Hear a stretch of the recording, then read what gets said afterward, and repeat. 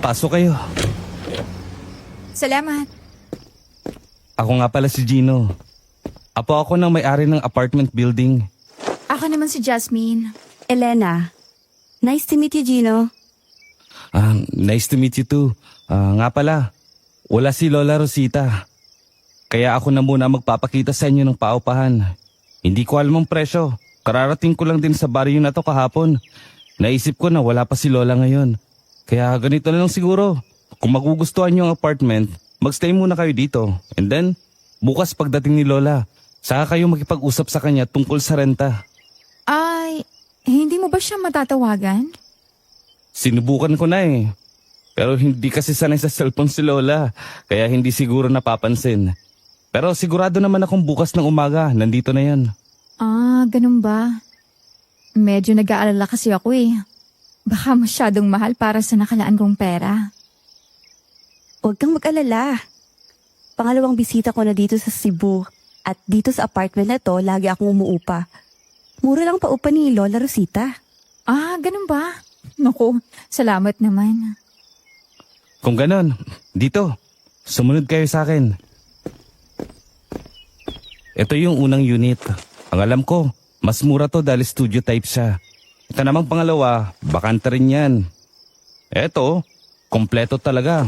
May kitchen, living area, at isang bedroom. Kung ako sa inyo, dalawa naman kayo eh. Dito na ako sa pangalawang unit. Ha? Ay, naku, hindi kami magkasama. Hindi ba? Sorry, akala ko magkasama kayong titira sa isang unit. Naku, hindi. Anyway, kung anong hindi mo pipiliin, Jasmine, doon na lang ako. Naku, salamat naman. Sa studio type na lang siguro ako, Gino. Nag-iisa naman kasi ako eh. Mas okay na to, lalo na kung mas mura siya. Sige. So, ikaw Elena, dito ka na sa pangalawang silid. Sige, walang problema. Gino? Iyo. Nandito ka na pala. Kumusta ang biyahe mo? Ayos lang naman ate. Nga pala. Sila mga posibleng maging kapitbahay ninyo ngayon dito sa apartment. Si Jasmine at Elena. Kukunin nila itong dalawang magkasunod na apartment. Kasunod nyo. Ganun ba? Well, welcome sa inyong dalawa. Ako nga pala si Ina. Ate Ina na lang ang itawag nyo sa akin. Huwag kayong mag-alala. Payapa at mababait naman ang mga kasama natin dito. Isa pa, mabait si Lola Rosita. Kapag nalilate ka ng upa, hindi ka naman pagagalitan. Basta ang ipinangako mong araw ng pagbabayad, tutuparin mo. Oo, mabait ang lola ko. Lalo na kung maayos kayo sa apartment. Malinis at hindi nyo napapabayaan masira ang mga kagamitan dito. O siya, mauna na ako. Malilate na ako sa trabaho ko eh. Sige ate Ina, ingat ka. Salamat. Gusto niyo na bang makita ang loob? Sige. Isang paalala. Mga Kaswang Confessions, may mga magnanakaw ng kwento sa ating channel. Kaya siguraduhin mong dito ka lang nakikinig sa official channel ng Aswang Confessions.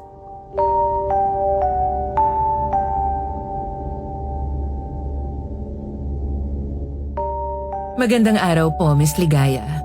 Ako nga po pala si Jasmine. At ilang taon na ang nakalipas simula ng araw na iyon nang magsimula ako sa Cebu para sa isang bagong series ng aking travel vlog. Normal naman po ang lahat sa unang araw ng paghahanap ko ng matitirahan, kaya hindi ko masyadong iniisip ang iba pang bagay. Nang makita ko ang loob ng silid, agad ko naman itong nagustuhan. Malinis at halatang ligtas ang lugar at maganda rin ang pwesto nito. Hindi masyadong mainit dahil malayo sa maraming bahay at puro bulubundukin ang tanawin mula sa bintana. At gaya nga ng napag-usapan, kahit wala pang bayad ay nagpalipas na agad ako ng gabi doon. Kinabukasan, maaga pa akong nagising upang ihanda ang aking unang recording at matapos iset up ang mga camera, hinayaan kong ipakita ang aking morning routine. Sakto naman habang nagsusuklay ako sa harap ng maliit kong salamin, may kumatok sa pintuan. Pagbukas ko noon, nakita ko ang isang matandang babae na may mapuputi ng buhok at kulubot na ang balat. Ngunit kabaliktaran ang inaasahan kong mabait at malumanay na matanda, kagaya ng sinabi nila. Sinalubong ako ng matalim at mabagsik niyang tingin. na tila kagagaling lamang ang mata sa kabilang bahagi ng silid.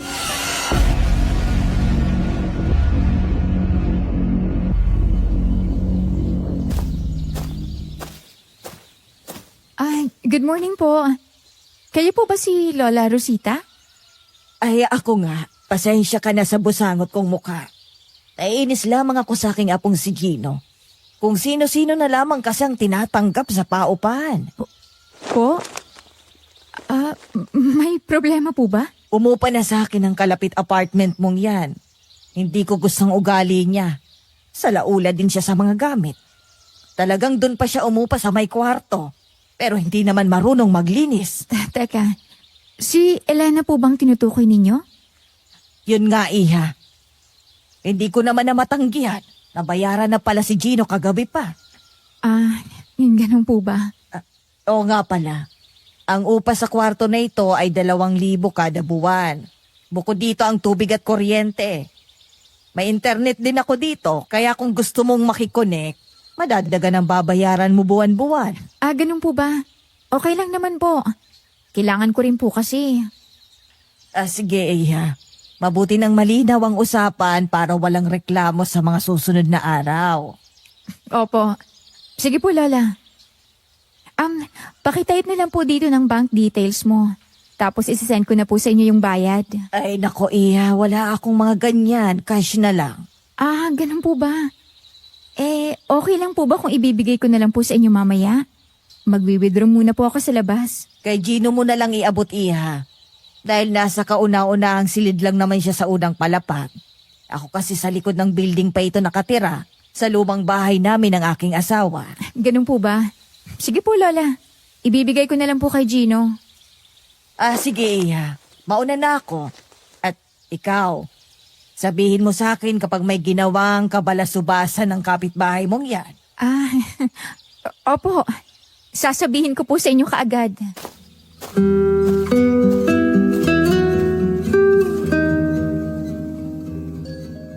Huminga ako ng malalim nang makatalikod si Lola Rosita Mesligaya. At napasulya pa ako sa aking nakasetup na kamera. Siguradong nakuha ang bawat detalye ng aming usapan. Napatawa na lamang ako sa sarili habang bumalik sa pagsusuklay.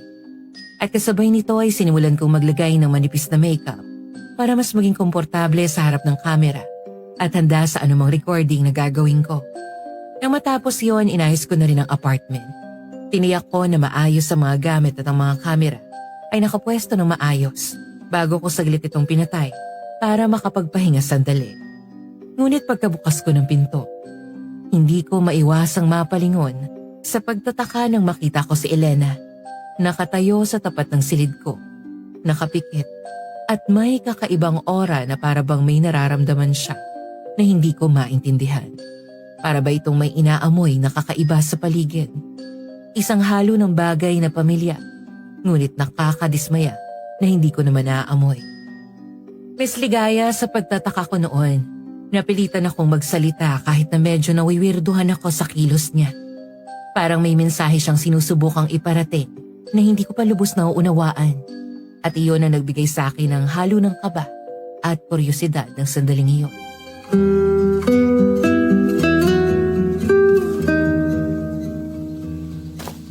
Elena, anong ginagawa mo? May naaamoy kasi akong kakaiba na parang nanggagaling sa kwarto mo. Ha? Anong amoy naman? Basta. Pwede ko bang masilip ang loob? Ha? Bakit? Paalis na ako eh. Mabilis lang naman eh. Pero, hoy, ano ba? Bakit ka pa basta-basta na mamasok? Ano ba kailangan mo? Nakakapagtaka. Hindi naman nanggagaling sa iyong amoy, pero bakit sobrang lakas? Anong amoy? Hoy, Elena ha? Nawiwirduhan na ako sa iyo ha? Ikaw nga itong mukha hindi pa naliligo tapos ako pang hinahanapan mo ng amoy dyan. Alam mo, baka pag naligo ka, mawala yan. Ay, labas na. Aalis na ako eh. Masyado na akong naaabala. Mag-iingat ka dito, Jasmine. Mukhang may umaaligid na namang mga aswang sa lugar na to eh. Sa silid mo nang gagaling ang amoy nila kaya mukhang natipuhan ka na nila kagabi pa. Ha? Aswang? Okay ka lang ba? Kung may aswang dito, mukhang ikaw eh. Maligo ka nga. Kaya ka pinag-iisipan ni Lola Rosita ng masama eh. Binabalaan lang kita. Oo na, sige na. Alis na muna at nagmamadali ako. Kainis naman yun. Ang ayos-ayos pa niya kahapon ah. Hindi ko inaasahan na ganun pala yung babae na yun. Ay, makalabas na nga muna.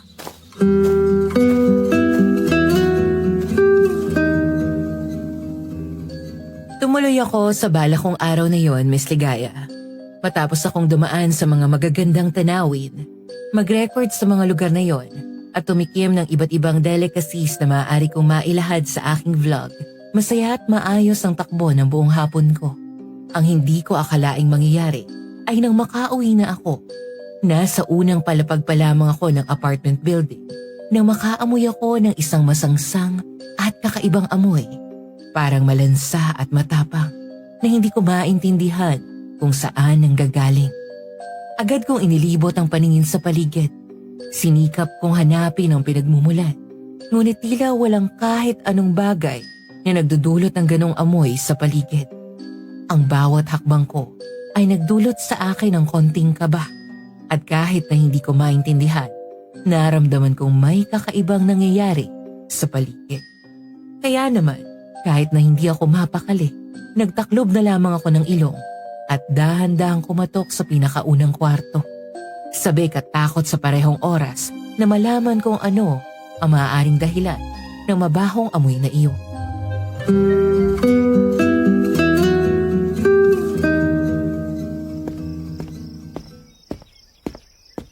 Gino? Gino, si Jasmine to. Tao po? Ikaw pala Jasmine, sorry. Lalabas na lang ako. Ang gulo kasi ng kwarto ko eh. Nako, kahit wag na. Iaabot ko lang naman itong bayad ko sa apartment. Cash kasi itong hiningi ni Lola Rosita mo eh. Ngayon lang ako nakapag-withdraw. Ganun ba? Sige. Iabot ko na lang sa kanya mamaya. Sige, salamat. Sige.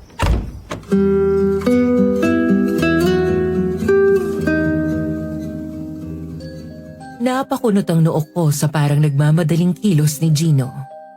Miss Ligaya, hindi siya mapakali noon. At para bang may itinatago siya sa loob ng kanyang apartment. Kaya't ulo lang niya ang idinugaw sa akin. Nang abutin niya ang perang iniaabot ko, napansin ko rin na basa ang kanyang mga kamay. May mansya ng mapula iyon na parang pilit niyang hinuhugasan. Ngunit hindi tuluyang nagtagumpa. Dahil kitang-kita pa rin ang mansyang mapula roon.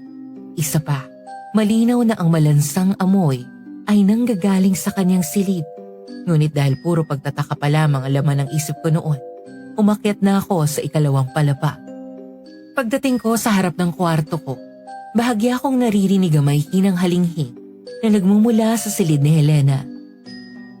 Dahan-dahan kong nilapitan ang pinto, Miss Ligaya, at nang itapat ko ang tenga ko sa saradong pinto, lalo pang lumakas ang mga halinghing na nagpatayo ng balahibo ko.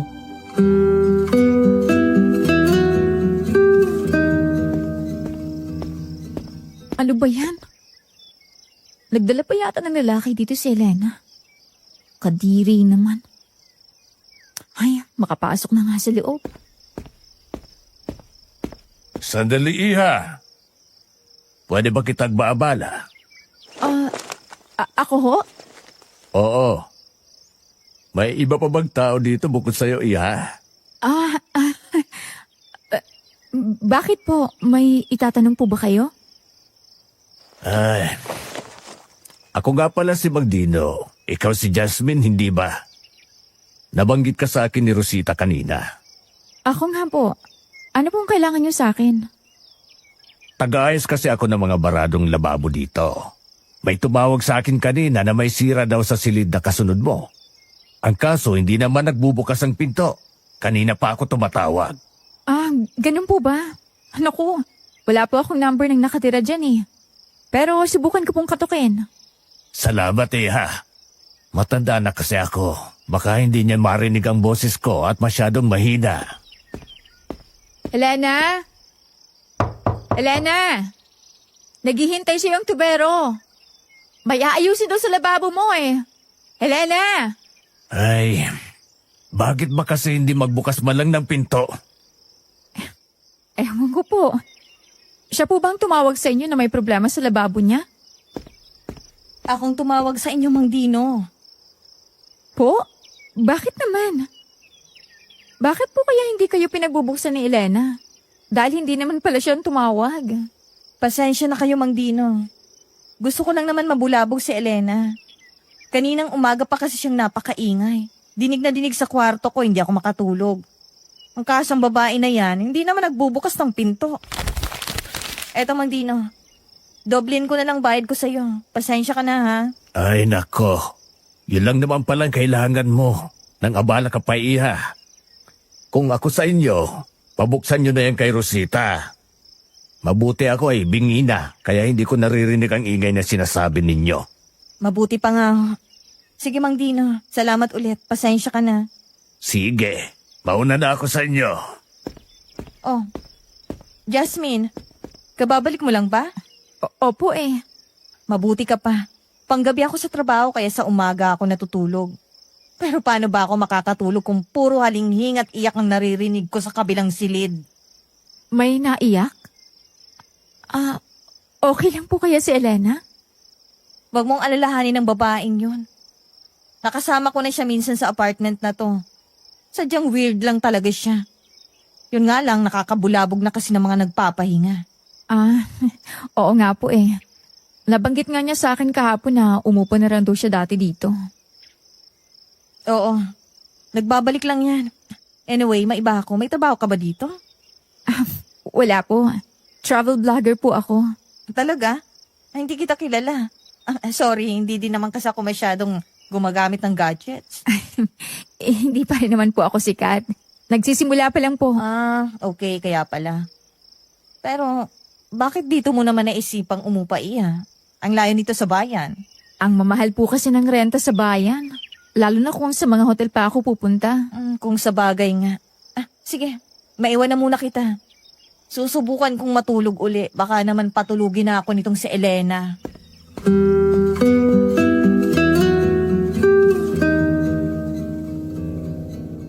Matapos umalis ni Ate Ina, pumasok naman ako sa aking kwarto.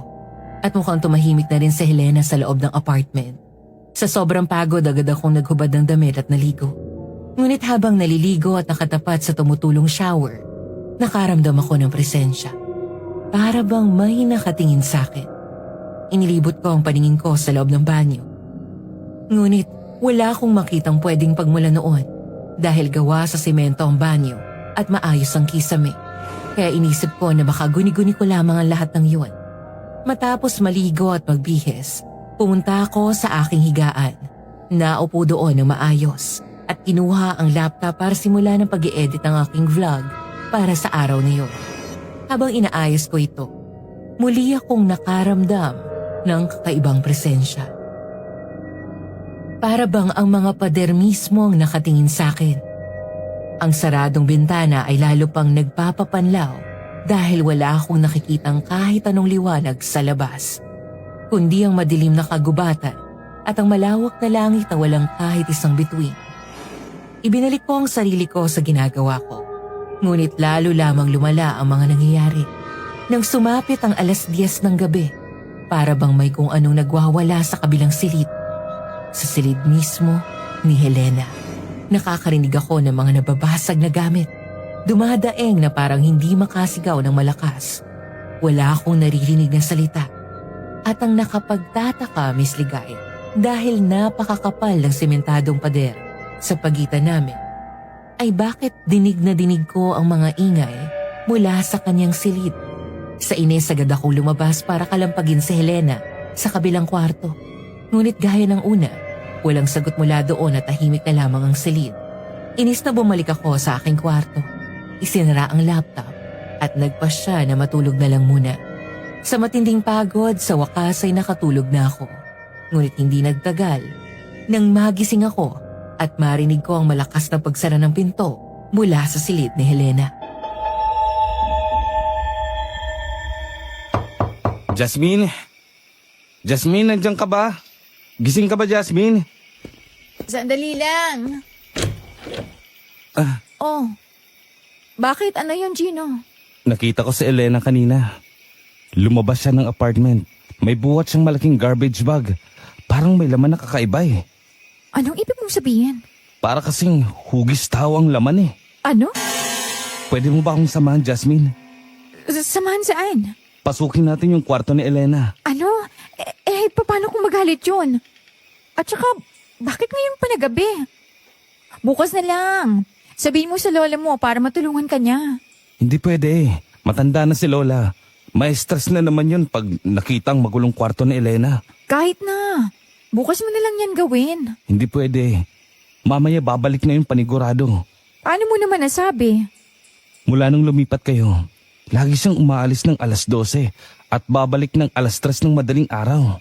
Kung palagay mo may ginagawa siyang masama, bakit hindi ka tumawag ng pulis? Hindi pwede. Bakit hindi? Basta, mahirap ipaliwanag. Alam mo, ako na ang tatawag.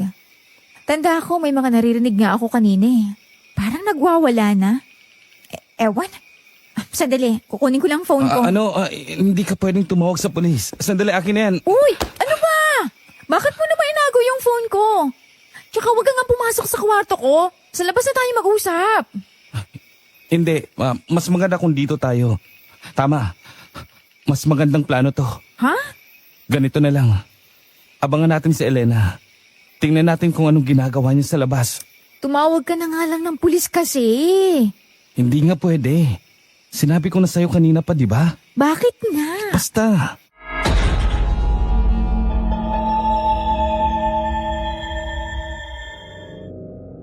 Para ba akong natulala, Miss Ligaya, sa sigaw na iyon ni Gino? Hanggang ngayon parang naririnig ko pa rin ang panginginig ng boses niya. Mabilis, may halong takot at galit. Ramdam ko ang biglang pagbugso ng kaba sa dibdib ko na parang kumalit sa buong katawan ko hanggang sa nanginginig na ang mga kamay ko. Sa paligid napansin ko ang bawat maliliit na detalye ng silid. Ang kortina ang bahagyang nakataas dahil sa hangin mula sa bintana. Ang lamig ng sahig na nadadampian ng mga paa ko. At ang marahang ugong ng ventilador na tila lalong nagpapatingkad sa katahimikan namin. Mabilis niyang nilapitan ang pinto. Isinarado niya iyon ng malakas, dahilan para kumalabog sa loob ng kwarto. Pagkatapos ay umugot siya ng malalim na hininga. Nakasandal sa pinto na parang pilit pinapakalma ang sarili. Wala na akong nagawa kundi umupo sa gilid ng kama. Sinusubukang huminga ng dahan-dahan kahit nanginginig pa rin ang dibdib ko. Si Gino naman ay nanatiling nakasandal. Nakatingin sa isang punto sa sahig pero kita ko sa mga mata niya ang pag-aalala. Tila pinakikiramdaman niya ang bawat kaluskos sa labas, bawat yaba, bawat aninong dumadaan sa liwanag ng bintana. Ako naman, habang nakaupo roon ay pilit kong inaabangan ng sandaling hindi siya nakatingin para muling buhayin ng kamera. Pero Miss Ligaya, para bang bawat segundo ay humahaba na humahaba. Ramdam ko ang bigat ng hangin sa loob ng silid. Parang masikip at mabigat ang bawat paghinga. Hindi kami nag-imikan. Pero sa pagitan ng katahimikan at kaba, malinaw sa akin na pareho kaming natatakot. At pareho rin kaming walang kontrol sa kung ano ang mangyayari sa mga susunod na sandali. Vlogger ka? Oo. Sikat? Hindi naman masyado. Nagsisimula pa lang ako. Ibig sabihin, yan lang ang pakay mo dito? Aha. Ilang buwan ba ang balak mo magtagal dito? Hindi ko pa alam pero baka mga 2 buwan. Wala ka bang pamilya? Bakit mo tinatanong? Mukha kasing wala eh. Vlogging nga lang ba talaga ang pakay mo dito? Ewan ko sa'yo. Pati ikaw, ang weird mo din Sandali. Ano yun? Ang alin? May naamoy ako eh. Parang amoy sariwang dugo pero... Ha? Alam mo, tinatakot mo ako Pwede ba lumabas ka na? Hindi. Teka, may naamoy talaga ako. Sandali. Ikaw ba yun? Anong ako? Malinis ako sa katawan, no? Kahit bagong gising ako, okay? Ano bang meron? Pati si Elena sinasabihan din ako ng ganyang kahapon eh. Naamoy din ni Elena? Oo, pero kanina may binanggit siya na parang amoy ng aswang yata yon. Ay, ewan. Ang weird nyo naman. Kung ganon, may posibilidad na tama nga ang hinala ko sa kanya. Na ano? Baka isa nga siyang manunugis ng aswang. Ano? Kanina sabi ni Elena may aswang daw dito. Ngayon naman, may manunugis ng aswang? Alam mo, harapin mo si Elena at pag-usapan nyo yan. Pareho kayo ng trip sa buhay eh. Hindi ka ba nakakaramdam ng kakaiba dito? Na parang may nakamasid sa'yo mula sa mga pader? Anong... O mga anino na para bang dumadaan sa gilid ng mata mo? Hindi. Wala. Wala akong nararamdaman ng ganyan dito. Pero nararamdaman ko sila kanina pa. Jasmine, mag-iingat ka. Lumilipat ang mga mata nila. At kapag ganito na, parang hindi na umaalis. Ibig sabihin, delikado ka. Baka nga nakukursunadahan ka ng aswang. Alam mo, seryoso ako. Lumabas ka na. Hindi ko na gusto mga sinasabi mo. Labas na. Shh! Huwag ka maingay. Nandiyan si Elena. Baka mapansin niya ang presensya ko. Bakit ka naman mapapansin? Eh, nandito ka sa loob. Basta, huwag ka maingay. Elena? Ano na naman? Anong ano na naman? Napakaingay mo kahapon pa. Hindi ako makatulog dahil sa'yo. Balak mo bang bulabugin ang buong apartment building na to? Ano naman bang ginagawa mo dun sa loob? Kung ayaw mong pakinggan, edi patahimikin mo ako. Pero habang hindi mo kaya, wala kang magagawa kundi tiisin. Abad, alam mo, matagal na ako nagtitimpi sa'yo ah. Bakit ka ba kasi bumalik pa dito? Tahimik na kami mula nang umalis ka. Ano bang gusto mong patunayan na naman ha? Ano ha? Nag-iisip ka na naman ng kayabangan mo? Hindi ako nagyayabang. Anong hindi? Ganito rin ang style mo noon, Elena. Pumunta ka sa baryo na to para kunwari magbakasyon. Tapos ano? Nung may nangyaring masama, nasan ka? Wala, di ba? Pero sa huli, ikaw pa rin ang nagpapakitang gilas. Sadyang hindi ka lang marunong tumanggap ng pagkatalo. Dahil hindi naman talaga ako talunan. Hindi ko alam kung anong ginagawa mo, Elena. Pero aalamin ko yan. At kapag nalaman ko ang sikreto mo, para maging mas magaling ka sa akin, sisiguraduhin kong malalaman yan ng lahat. Pag ginawa mo yan, palagay mo ba, ligtas ka rin? Tinatakot mo ba ako, ha? Hindi. Ikaw ang nananakot sa sarili mo, Ate Ina. Buiset! Ano yon? Hindi ko maintindihan yung pinag-uusapan nila. Hindi ko rin alam. Pero mukhang may nangyari nun nung unang dumating dito si Elena sa baryo. Ano naman kaya yon? Yan ang kailangan nating malaman. Natin? Teka, bakit mo ko isasama? Ikaw na lang ang umalam yan. Hindi mo ba naiintindihan na kapag hindi natin to nilutas, pwede tayong mapahamak? Lalo ka na. At ang lapit mo pa naman kay Elena. Alam mo, kung mamamatay tao o aswang o manunugis man niyang si Elena, lalapit pa lang siya, tatawag na ako ng pulis. Dapat ngayon nga tumatawag na ako eh. Pero ayaw mo namang ibalik ang phone ko. Hindi nga pwede. Eh bakit nga? May kaso ako sa Maynila. Umuwi ako dito para magtago. At hindi alam ni Lola Rosita. Ang alam lang niya, nagbabakasyon ako dito. May kaso ka? Ano? May kaso akong stapa. Estafa? As in, scammer ka? Hindi no? Eh paano ka nagkakakaso kung hindi ka scammer? Naging agent ako ng isang lending company. Hindi naman ako ang tumatanggap ng pera eh. Ako lang naman ang umaakit sa mga clients. Pero ayun, tumakas ang boss ko at hindi ko na alam kung saan hahanapin. Ngayon, dahil ako ang kilala ng mga tao, ako ang kinasuhan nila. Oh, eh bakit ka tumatakbo imbis na harapin mo? Sabihin mo na lang na naloko ka rin. Hindi ganun kadali yun. Kaysa naman magtago ka, di ba? Wala naman akong ebidensya na may boss nga akong nanloko sa akin eh. Wala kaming kontrata at wala ring business name. Wala akong mapaghanapan ng pangalan niya. Hindi ko rin alam kung totoo. Bakit ka naman pumayag sa ganon? Bago lang ako sa Maynila. Hindi ko naman alam na mali palang ginagawa ko. Ay, basta, huwag ka nang tatawag ng pulis. Dahil pag nalaman niya ni Lola, kahit apo ako niya, paniguradong ituturo niya ako sa mga pulis. Bakit naman? Mukhang mabait naman si Lola Rosita.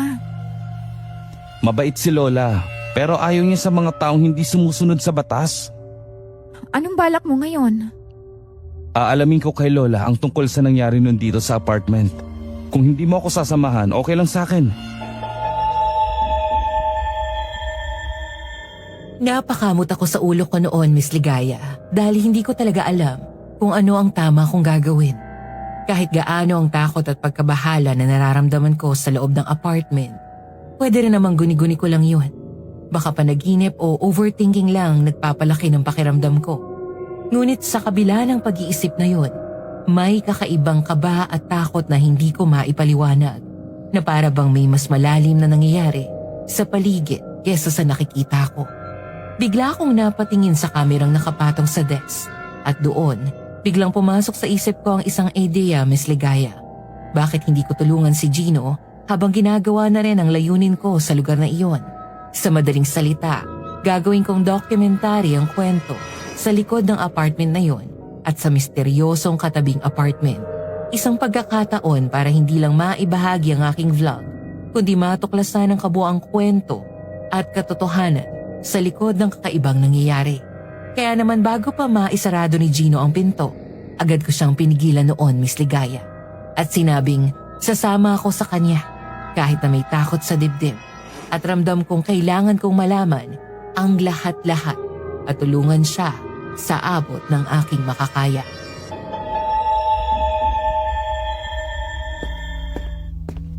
Sandali. Bakit? Sige, tutulungan na kita. Pwede nating sabihin kay Lola na gagawin kong documentary yung kwento. Para maikwento niya sa atin ng maayos. Baliw ka ba? Hindi pwede. Makikita ang mukha ko sa vlog mo. Eh di i-blur ko na lang yung mukha mo. At least may patunay tayo na wala kang kasalanan. Hindi. Ayaw kong sumali dyan. Sige na. Huwag mo na lang akong tulungan, Jasmine. Fine. Hindi ko na lang ipapakita yung mukha mo. Pero kung gusto mong malaman ng totoo, kailangan natin ng ebidensya. Sige, pero tandaan mo to, Jasmine. Hindi to laro. Pwede kang mapahamak sa binabalak mo. Akala mo ba ligtas ako dito kahit wala akong gawin? Oo nga. Pero ngayong balak mong gawing documentary to, hindi lang kaligtasan mo ang nakataya. Hahanap ka na rin ng magandang scoop. At sa ganitong klaseng kwento, Jasmine, kadalasan, nauuna sa headline ang katawan ng writer. Natahimik ako, Miss Ligaya. May punto naman siya. Hindi nga rin naman talaga ako papayag kung hindi ako nakaisip ng magandang ideya na papabor sa akin.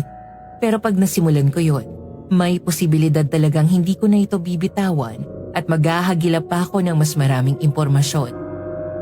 Sa madaling salita, baka ako na mismong mag-insist na ilagay ang buhay namin sa peligro para lamang magkaroon ng magandang scoop sa isang dokumentary.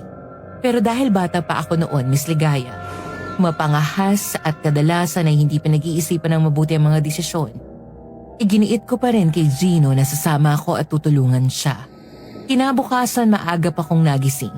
Inayos ang sarili at nagsuot ng pinakakomportabling damit.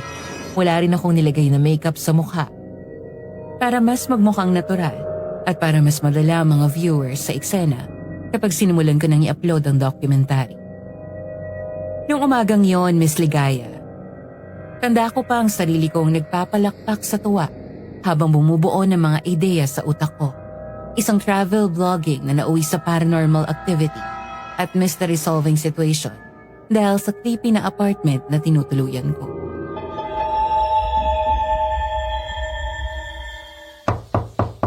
Good morning. Masyadong malawak ang ngiti mo para sa gagawin natin, Jasmine. Hindi naman, ano ka ba? Maganda lang ang gising ko. Nako. Tara na ka. Oh, saan kayong dalawa, iho? Magandang araw ho, Mang Dino.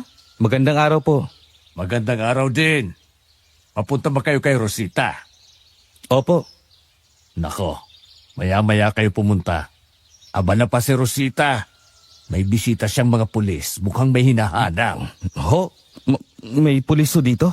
Oo. May hinahanap yata kay lola mo. Sige Jasmine, mamaya na tayo. Sandali. Mang Dino, saan pong punta nyo? Dito lang sa bahay. Katatapos ko lang ayusin ang lababo ni Rosita. Malapit lang po ba kayo rito? Oo, iha. Yan lang oh. Itong nakikita mong kubo sa dulo. Malapit nga pala. Anong ginagawa mo? Basta, manahimik ka na lang dyan. Mang Dino, okay lang po ba kung samahan namin kayo saglit ni Gino?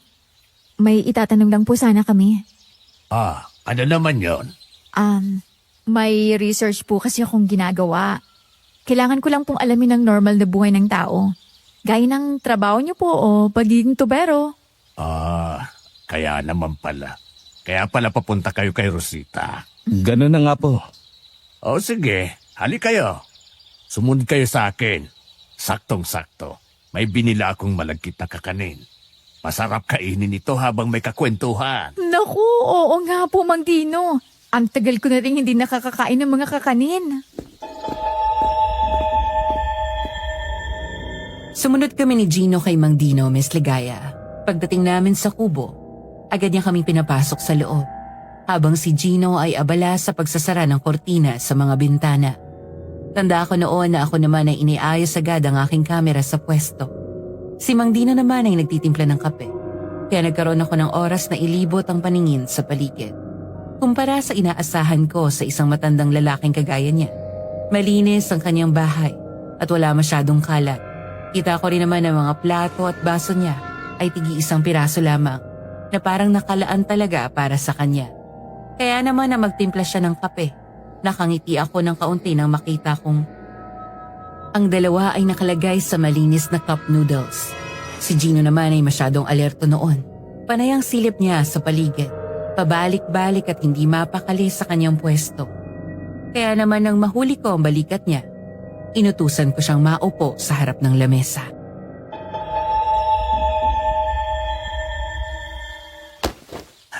Pasensya na kayo sa lalagyan ko ng kape ha. Wala kasi akong maraming gamit dahil hindi naman ako nagkakabisita dito. Pag dumadalaw ang mga apo ko, saglit lang naman at hindi rin nagtatagal. Naku, wala pong problema. Ayos lang po, Mang Dino. Ano nga pala ang pag-uusapan natin? Tungkol po sa pagiging tubero ninyo. Kailan po ba kayo nagsimula sa ganyang trabaho?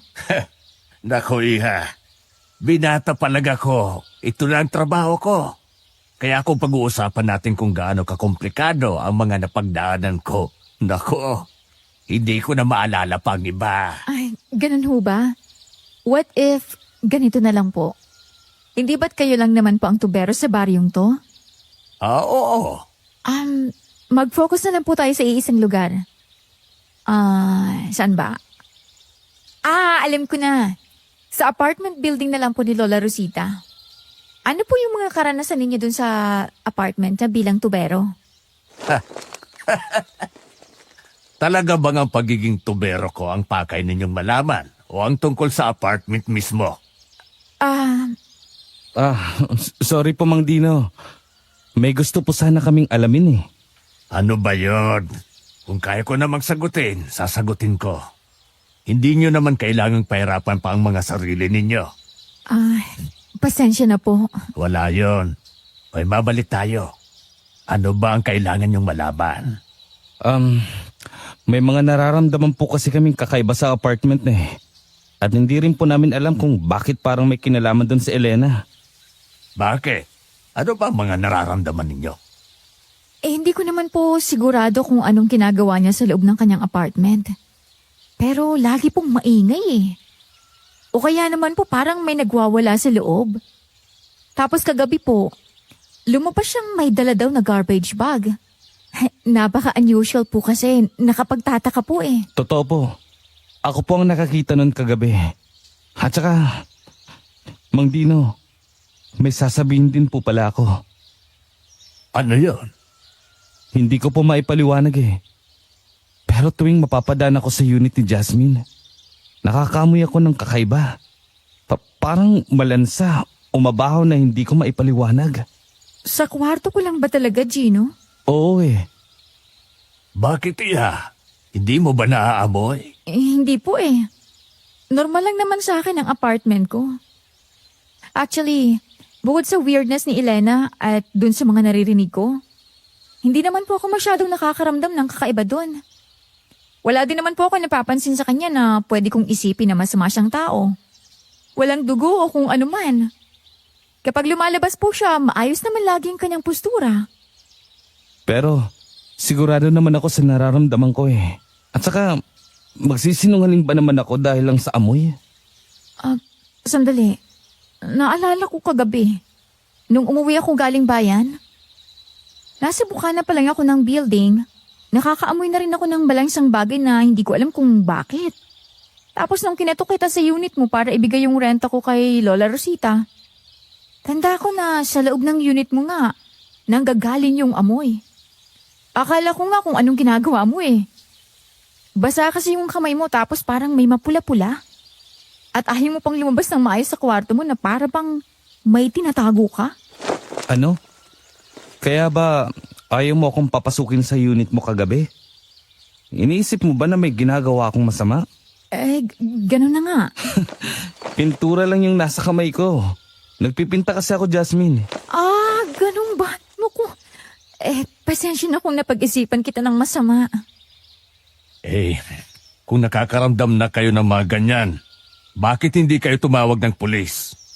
Ano po kasi, si Gino po kasi. Uy, ano ba? Sasabihin mo talaga, nababaliw ka na. Anong gusto mong isagot ko? Ganito po. May problema po kasi kaming kinaharap ngayon eh. Bukod dito. At hindi po pwedeng masangkot ang mga pulis. Alam ko na yan. Sige. Walang problema.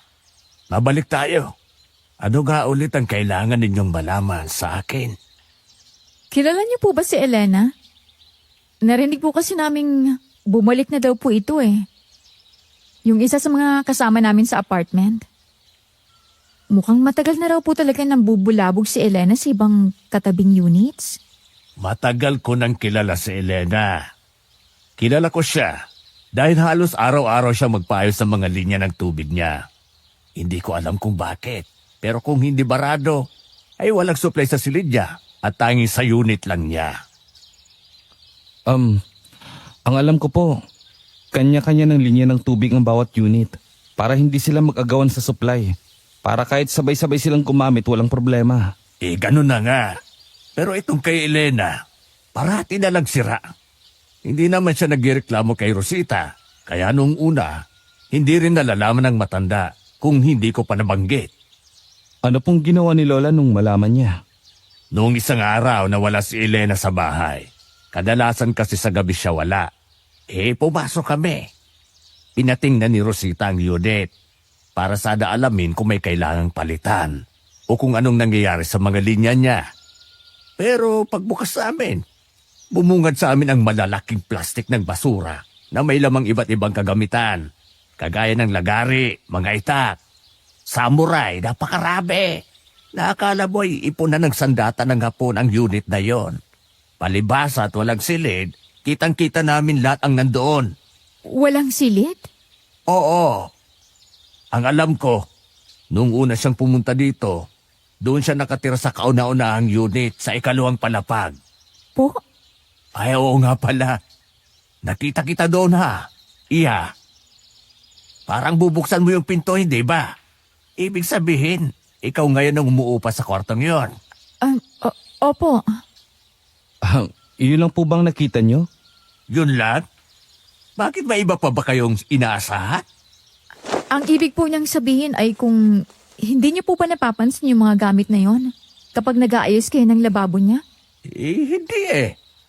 Madalas naman ay halos walang laman ang unit na yon. Ewan ko ba? Pero nang maisipan ni Rosita na buksan, saka lang namin nakita na ganun nga ang itsura ng silid. Ang weird naman nun. Ang mga kalapit na unit po, Mang Dino. Wala po kayo nagrereklamo tungkol kay Elena? Na maingay siya o may ginagawang katakataka? Wala naman ako naririnig.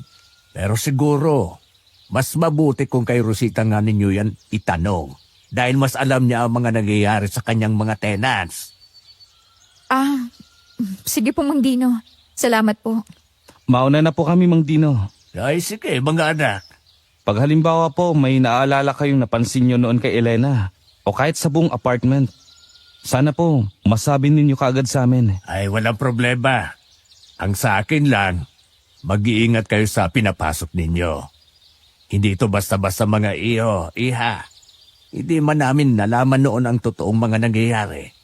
Pero siguro naman maiisip ninyo, hindi ito biro kung pinili na lang namin huwag makialam.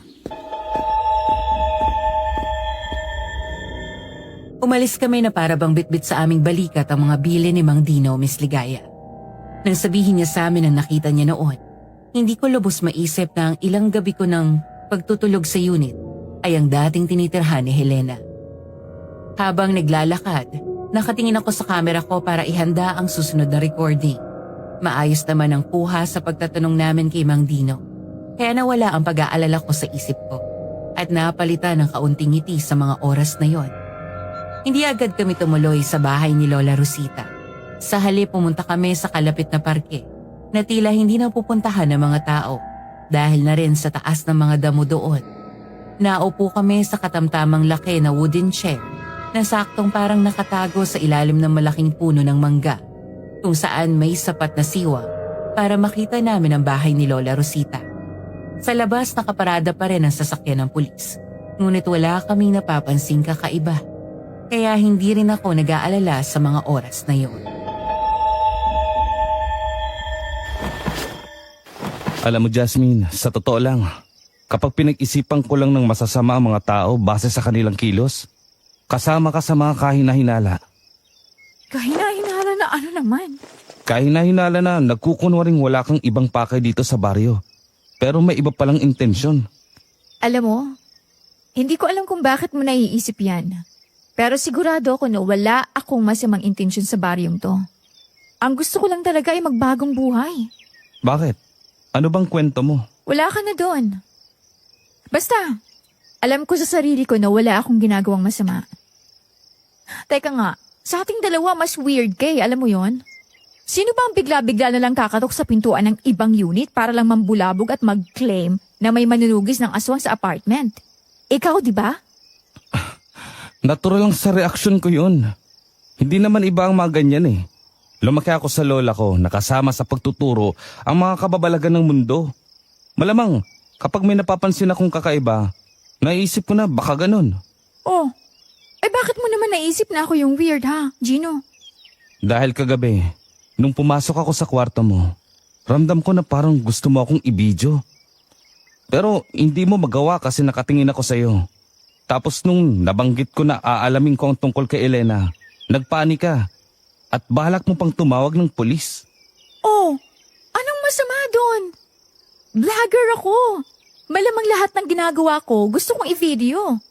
At isa pa, sino pa naman ang hindi tatawag ng pulis kapag maririnig niya ang mga pinagsasabi mo kagabi? At sino ring matino ang biglang magbabago ng isip kung kailan narinig na natin ang away ni na Elena at Ate Ina? Kung alam mong delikado, saka mo lang naisip na sumama. Magbibidyo ka pa. At kanina, sa mga tanong mo kay Mang Dino, mukha kang takot. Hindi ka handa. Pero pag nagtatanghal ka sa camera, nawawala ang pag-aalala sa mukha mo. Weird na ba yon? Alam mo, judgmental ka lang. Sana nga. Dahil kung hindi, ay, ewan ko kung ano mangyayari sa akin. Hoy, tumigil ka na nga dyan. Hindi ako masama, no? Napaka-OA nito. Sandali, huwag ka maingay. Lumabas na yung mga pulis.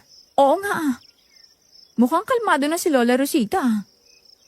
Kung ikaw ang hahanapin ng mga pulis sa kanya, malamang nagpapanik na mukha niya nun. Siguro, hindi naman ako, di ba? Oh, ayan. Wala na yung mga pulis. Halika na. Lola Rosita, magandang araw po. Magandang araw naman, Iya. Mukhang may bisita po kayo kanina. May problema po ba? Ay, naku, wala naman, Iya. Ang kaso may masamang balita. Ang sabi ng mga pulis na nagpunta dito, may isang bangkay daw na natagpuan sa tabi ng tulay. Nakasili daw sa plastik ng basura Ang sabi pa, walang pagkakakilanlan. Po? Grabe naman yun. Ano naman pong pinunta nila sa inyo? Ang sabi kasi may nahuli daw ang security camera malapit sa gasolinahan dito. Dumaan daw kagabi ang kahina-hinalang tao sa lugar. Pero hindi nakita ang mukha sa CCTV. Naka-jacket at may takip. May suspect na daw ba? Wala pa nga, Apo. Kaya iniisa-isa nila ang baryo natin. Napatagal lang sila dito dahil kinukumusta din nilang mga tenants ko sa apartment. Kumusta naman pong usapan ninyo tungkol sa mga kagaya kong tenants ng apartment? Wala naman silang nahanap na pwedeng konektado sa natagpuang bangkay. Kaya umalis na lang sila. Lola, wala ba tayong CCTV sa hallway ng apartment? Parang may nakita akong nakakabit dun Nako, Apo. Patagal nang sira yun. Hindi ko na pinapaayos at hindi ko rin naman alam kung paano gamitin. Buti noong nandito pa ang mga pinsan mo, may nag-aasikaso pa. Nga pala Lola. May free time po ba kayo ngayon? Pwede po ba namin kayong tanungin? Abay, tungkol saan? Tungkol po kay Elena. Noong unang beses na pumunta siya rito, gusto lang po naming malaman kung may napansin po ba kayong kakaiba sa kanya noon. Abay, bakit ninyo naisip na alamin yan? May problema ba kayo kay Elena? Lola, mas mabuti po siguro kung sa loob na tayo mag-uusap. Ay, oo nga pala. Pasensya na. Halika kayo. Pasok kayo mga apo. Ay, ganito po kasi yon. Kagabi po pag uwi ko, Lola, sobrang ingay po sa unit ni Elena. Nabubulhabog po kami. Ang sabi po ni Ate Ina, umaga pa lang daw ganun ang kwarto niya. Tapos kagabi, narinig ko po silang nag-aaway ni Ate Ina. Nabanggit po nila na noon pa raw ganun si Elena eh. Sinubukan ko na rin po siyang kausapin tungkol sa ingay pero hindi niya po ako inaharap eh. Abay, masama ang naiisip ninyong makichismis iya. Ay naku, hindi po kami nakikichismis, Lola. Ano po kasi? May nakita po kami kay Elena kagabi. Nakita namin siyang may binubuhat-buhat na garbage bag. Parang hugis tao nga yun eh. Ano? Naku, huminahon po kayo. Baka mapadaan po si Elena at mapansin tayo. Totoo ba ang sinasabi ninyo? Opo, Ay, sandali. Tatawag ako ng pulis kung gano'n. Naku, Lola, wag po. hindi po kayo pwedeng tumawag ng pulis. At bakit hindi? Lola, may kailangan po kayong malaman sa akin.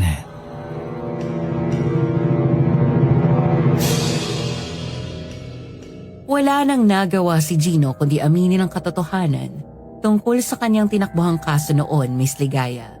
Kita ko sa mga mata niya ang halo ng hiya at takot sa posibleng galit o pagkondena ng kanyang lola. Pero kabaliktaran ang nangyari sa inaasahan niya.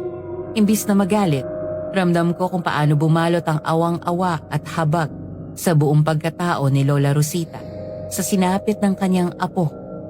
Kitang-kita sa kanyang mga mata ang malalim na pangunawa at pagpapatawad at niyakap niya si Gino ng mahigpit. Sabay paalala na magiging maayos din ang lahat na para bang ipinapahiwatig na hindi siya nag-iisa at may mag-aalaga sa kanya sa kabila ng lahat. Matapos ang kanilang iyakan at mahigpit na yakap, tila humupa ang bigat sa paligid at muli kaming natahimik sa sala.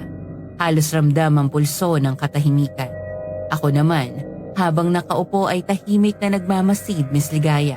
Inaantay na bumalik ang usapan noon.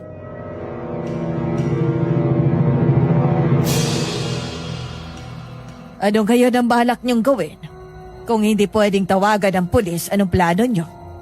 Sa ngayon po, gusto lang po naming malaman, Lola, kung ano nangyari nung unang pumunta si Elena sa baryo natin. Palagay niyo ba ay may kinalaman yan sa nangyayari ngayon? Ganun na nga po. O siya, sasabihin ko sa inyo kung anong nalalaman ko. Pero sana wag naman kayong mapapahaba. Ay Diyos kong mga bata kayo. Hindi naman po siguro kami masasaktan o mapapahamak. Basta malalaman po namin agad kung anong ginagawa ni Elena. Kailangan lang po namin siyang maunahan. Basta nang makita namin ni Dino ang itsura ng silid niya noon, nagsimula na ako magmanman sa kanya. Abay ayoko naman na may nakatira sa apartment na gumagawa ng iligal na bagay. May nakita po ba kayo sa pagmamanman ninyo? Oo, iha. Nung unang gabi matapos kong sabihin sa kanya na alisin niya ang mga gamit at sandata na yun sa apartment, o palalayasin ko siya. Nakita ko siyang papalabas sa apartment. Ating gabi. Ilang ulit siyang bumalik. Buhat ang malaking sako na palagay ko'y pinagsisidlan niya ng mga sandata. Pero bakit hindi po kayo tumawag ng pulis noon, Lola? Tumawag kami. Pero wala namang makuhang rason ng mga pulis para hulihin siya. Wala namang krimen na nagaganap sa baryo. Ang mga itak at ibang kagamitan ay hindi kailangan ng lisensya gaya ng baril. Kaya sa madaling salita, lumabas na normal na kagamitan lang yon lahat ni Elena. As in, wala na po kayong nagawa noon? Ano pa bang magagawa ng matandang tulad ko? Wala naman akong katulong noon kundi si Dino na matanda na rin. Ang mga pinsan mo naman, Gino, ay kababata pa. Hindi ko naman sila isasangkot sa mga delikadong bagay. Naiintindihan ko po, Lola, pero wala na po ba kayong alam pa bukod doon? Wala na. Ilang araw lang rin naman matapos yun. Malis na si Elena sa baryo. Lola, natatandaan niyo pa po ba yung mga kwento niyo nun sa akin tungkol sa aswang? Abay, oo naman. Anong tungkol doon, Gino? Wala naman po. Naisip ko lang kung posible kaya na meron pa rin na mga ganong nilalang sa panahon ngayon. Hindi naman mauubos ang mga nilalang na yan, Gino. Kaya oo, meron pa sila. Maliban na lang kung may malalakas pa ring loob ang umaharap sa kanila para patayin. Yan po ba yung sinasabing manunugis ng aswang? Yun nga, Iha. Naniniwala ka rin ba doon? Hindi ko po alam eh. Ngayon lang rin naman po kasi ako nakarinig ng mga ganyan. Kung sa bagay, ikaw yata ay galing pang Maynila. Opo.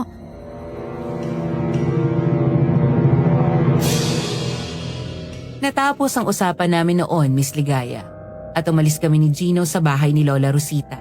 Dala-dala pa rin ang bigat ng maraming katanungan sa aming isip. Isa na rito ang pag-uusisa ko sa sarili.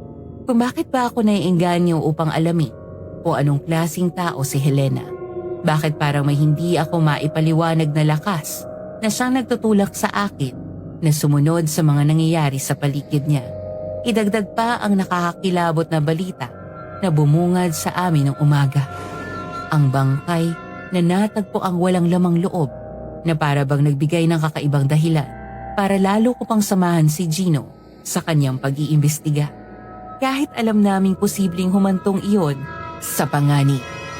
Habang naglalakad kami pa uwi, ramdam ko ang halo ng kaba at kuryosidad noon, Miss Ligaya. At hindi ko maiwasang isipin kung hanggang saan kami dadalhin ng mga lihim na nangyayaring kakaiba sa aming paligid.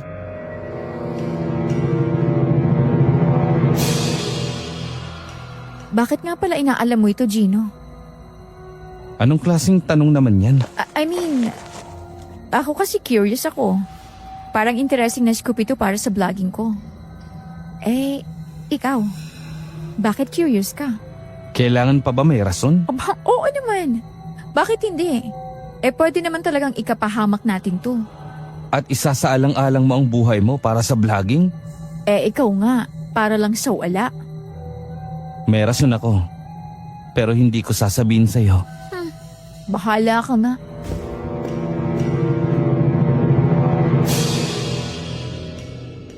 Iniwan ko si Gino noon at tumiretso sa aking unit. Pinag-aabalahan ang pag-i-edit ng mga nakuhang videos. Habang ginagawa iyon, sandali akong natigil at nilingap ang paligid. Ang isipin na tumira sa parehong silid na iyon si Helena ay nakakapagpakilabot sa akin. Pero naisip ko noon na libutin ang palibot ng unit. Kaya't kahit na 3:00 na ng hapon, pinagtitigan ko ang bawat sulok ng silid sa pag-aakalang baka may naliligaw na ebidensya doon. Hindi pa rin ako nakontento, kaya agad akong kumuha ng kamera at iniharap ito sa akin bago nagbigay ng kaunting pahayag tungkol sa gagawin ko noon. Nakarating ako mula sa kama, sa ilalim nito at sa mga drawers sa pader na puti. na nagbabaka sakaling may naiwang bakas maging sa sahig. Nilingap ko ang buong kwadradong silid para humanap ng hindi ko rin naman alam kung ano. Ngunit, pagdating ko sa banyo, doon ako nagkakutob ng kakaiba. Pumasok ako, Miss Ligaya, at sa mga oras na yon ay may pakiramdam akong may makikita nga ako na kakaiba. Hindi ako nagkamali. Nang tumama ang mata ko sa kisame, nakakita ako doon ng kaunting awang. Dali-dali akong kumuha ng bangko at sumampa para abutin ang kisame. Ngunit pagkaangat ko pa lamang ng kaunti, malakas na kumalabog ang pintuan ng unit ko. Jasmine? Jasmine, nandyan ka ba? Tao po. Ay, ano ba yan? Abala naman. Makababa na nga muna. Mamaya ko na titignan to. Jasmine! Saglit lang po, Ate Ina. Ay, salamat naman at nandito ka. Pwede bang dito muna ako sa'yo, Jasmine? Sobrang init sa unit ko, grabe. Po? Pero, Ay, naku, alam mo ba, Jasmine? Paano ba namang hindi iinit? Parati na lang pinaiinit ng Elena na yun ang ulo ko. bakit naman ate? Ano bang nagawa niya sa'yo? Alam mo kasi ang babaeng yan. Kung makatingin, akala mo kung sino siya. Parang kakainin ang buong pagkatao mo. Parang ganun ba? Parehas lang naman kami ng papel sa mundo. Kainis? Baka naman kasi ate, normal lang sa kanya yung ganyang tingin. Tahimik kasi si Elena eh. Bakit hindi mo po siya subukang kaibiganin? Ako? Kakaibiganin ng babaeng yon? Ay naku, wag na. Mamaya mahawa pa ako sa kayabangan niya. Eh bakit ba kasi galit na galit ka kay Elena, Ate Ina? Alam mo kasi ang babaeng yan. Nung una pa lang hindi ko na talaga siya gusto. Pero hindi naman ako masamang tao na hindi namamansin porket hindi ko siya gusto. Pero ang mayabang na babae na yon, siya pang may ganang hindi ako pansinin. Tapos nung nagkasama kami sa trabaho, siya itong baguhan, pabibo agad. Kulang na nang ubusin ang lahat ng aswang sa mundo para yabangan si Bossing. Aswang? Tama bang pagkakarinig ko, ate? Ay nako, ang ibig kong sabihin, kulang na lang, ubusin niyang lahat ng aswang ang ugali ng tao dito sa mundo. Kasi yung mga ayaw ng marami sa trabaho namin, nagagawa talaga niyang patalsikin. Kasi masyado siyang nagmamagaling. Sigurado ka ba, ate? Sigurado na Na wala kang nabanggit tungkol sa aswang. Ano ka ba? Wala. Patawa ka naman, Jasmine. Kung meron man akong nabanggit, syempre biro lang yon. Naniniwala ka pa ba sa mga ganyan? Okay, sabi mo eh. Ano to? Bakit may bangko dito sa banyo? Wala yan ate. May nililinis lang ako. Oh, nakaangat na pati ang kisame ng banyo mo. Alam mo, tawagan mo si Mang Dino. Kahit tubero yun, magaling siya dito. Sige Ate Ina, ako nang bahala. Tapos itong unit mo, pwede mo rin palagyan ng kwarto. Sige po, susubukan ko. Eto pa, kailangan mo ring diligan man lang itong mga halaman na to. Kawawa naman, namamatay na sa pagkatuyot eh. Hindi ko agad napansin. Oh, ano yun? Parang sa banyo nang galing yun ah. Kung ano man yon, ako nang bahala, Ate Ina. Ate, ano ba? Ako na sabing bahala. Sinasabi ko na nga ba eh. May kahinaan ka rin, Elena. Sa isang iglap, biglang tumakbo si Ate Ina palabas habang ako ay naiwang tulala sa harap ng sunod-sunod na mga kalansay at nabubulok na bahagi ng katawan na bumagsak mula sa aking kisame. Sa gulat ko noon, Miss Ligaya, malakas akong napasigaw ng paulit-ulit. Halos hindi ko makontrol ang sarili ko. Kahit may kutob ako na may matatagpuan sa unit ko, iba pa rin ang takot na sumiklab nang bigla ko itong makita. Isang halo ng pandidiri at pagkabigla na para bang tumigil ang oras sa aking paligid. Kaya naman nagtatakbo ko palabas habang sumisigaw. Miss Ligaya, hindi ko na iniisip ang posibleng reaksyon o panghuhusga ng mga nakarinig sa katabing unit. Sa oras na yon, ang tanging namayani sa akin ay takot at pagkadismaya at ang paninikil na lamig sa buong katawan ko na nagpapaalala sa akin kung gaano kakilakilabot ang nangyari sa loob ng unit na yon. Oh, Jasmine, ano yun? Bakit ka sumisigaw? May patay! May patay sa kisame ng unit ko! Ano? Hoy, Elena! Lumabas ka dyan! Alam ko ng sikreto mo. Akala mo ba habang buhay mo ako maiisahan, ha? Baliw! Ano bang problema mo? Hoy, Elena! Huwag kang umastang cool dyan. Alam ko na kung bakit ang lakas-lakas mo. Kung bakit masyado kang magaling. Ano, ha? Umamin ka nga. Aswang ka, di ba? Pwede ba? Kung mambubulabog ka, yung may katuturan sana? Ah, ganun pala, ha? Etong bagay sa'yo. Anong ginawa mo? Bakit mo ako sinugatan? Ate Ina, anong ginawa mo? Saan mo nakuha yung kutsilyo na yan? Bakit mo siya hiniwa sa braso? Hindi ba halata? Etong babaeng to, manunugis ng aswang. Pero tingnan mo, kaya pala napakagaling dahil aswang din pala siya. Paano mo naman nasabi? Tama sa Jasmine. Tingnan mo. Itim ang dugo sa sugat niya. Sandali! Hindi ako masama. Hindi ko ginusto to. Anong hindi, ha? Ang sabihin mo, sinadya mo yan para maging mas mabilis, mas maliksi. Pabida ka kasi. Ano? Nahihibang ka na ba? Bakit ka naman sasadyain to? Abay, ewan ko sa'yo. Baka desperado kang magpasikat kay bossing. Sandali lang. Tama bang pagkakaintindi ko? Mga manunugis kayo ng aswang? Maging ikaw, Ate Ina? Ganun na nga. At itong si Elena, manunugis din. Pero may lahi rin palang aswang. Kailangan malaman to ni Lola. Sandali! Sandali! Hindi ako mananakit, okay? Promise, hindi ako masama. Ang kinakain ko lang ay mga biktima ng mga aswang. Yung mga kinuha na nila. Hindi ko kayo balak saktan. Kahit na. Aalamin pa rin natin kung matatanggap yan ni bossing. Sandali. Sinong bossing? Gusto mong malaman? Sumama ka sa amin. Halika, Elena. Hindi pwede! At bakit naman hindi? Kailangan ko ang trabaho to, Ate Ina. Trabaho? Marami ka bang binubuhay na anak, ha? Trabaho ninyo to, Ate Ina? Kumikita kayo sa panunugis ng aswang? Aba, oo naman. Sino pa ba naman ang gagawa nito kung hindi kami? Pera rin to, Jasmine. Buhay to. Ngayong alam na natin ang kailangan nating malaman, Jasmine. Mas mabuti sigurong wag na tayong sumama sa kanila. Sige. Hindi pwede! Kung ipapaalam mo na kay Bossing ang pagiging aswang ko, Ate Ina, edi ibubuking ko rin ang ginagawa mo. At ano naman yon, ha? Napalpak ka at marami ka nang nabibiktimang inosente. Walang iya ka talaga. Masyado kang pabida. Patas na tayo ngayon, Ate Ina. Kaya pwede ba? Itiko mo ang bibig mo at yan din ang gagawin ko. Isa pa, nakita ko na ang matagal na nating hinahanap. Ang ano? Ang manunugis na may lahi ring aswang. Bumalik na siya sa baryong to para maghasik ng lagim. Pinagloloko mo ba ako, ha? Hindi ba't ikaw na nga yun? Hindi ako yun! Baguhan lang ako, di ba? Pero tamang narinig nyo. Nahanap ko na siya.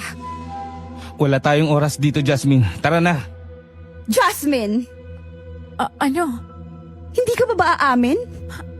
Anong pinagsasabi mo dyan? Hindi ka naman talaga vlogger, di ba? Isa kang manunugis, Jasmine. At may lahi kang aswang! Matagal ka nang hinahanap ng grupo namin.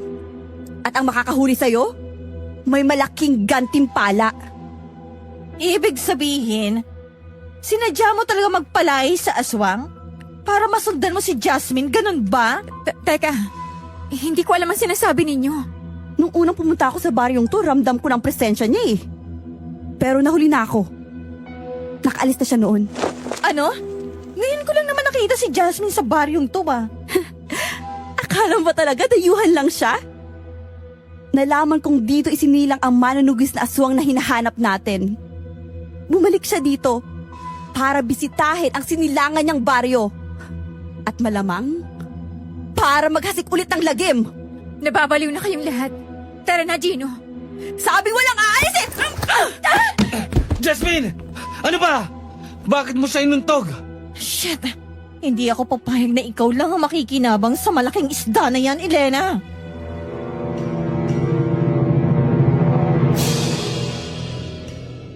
Dahil sa malakas na impact ng pagkakahampas ng ulo ko sa pader, Bumagsak ako sa sahig at nanlabo ang paningin ko, Miss Ligaya. Pero kahit ganoon, kitang-kita ko pa rin ang nangyari. Ang bawat galaw sa paligid ko, lalo na nang matapos sabihin iyon ni Ate Ina, ay sa malakas niyang hinapas ng puluhan ng kanyang hawak na kutsilyo ang ulo ni Gino. Ang susunod na eksena, Miss Ligaya, ay malinaw na nagpapatunay na hindi natatapos ang lahat sa katotohanan. Madalas ang kasunod doon ay panganib at takot na hindi ko maipaliwanag. Nang magising ako, napadpad ako sa loob ng isang silid. Madilim, basa ang sahig, at ramdam kong nakagapos ang katawan ko sa paanan ng isang lamesang gawa sa metal. Sa tabi ko naramdaman ko ang isa pang katawan at alam kong iyon ay kay Gino. Hindi nagtagal matapos kong may adjust ang paningin sa madilim na paligid. Biglang sumiklab ang liwanag at bumungad sa amin ang problemadong mukha ni Ate Ina. Punong-puno ng galit at pahirap na nagpapahiwat sa bawat takot na naramdaman ko sa sandaling iyon.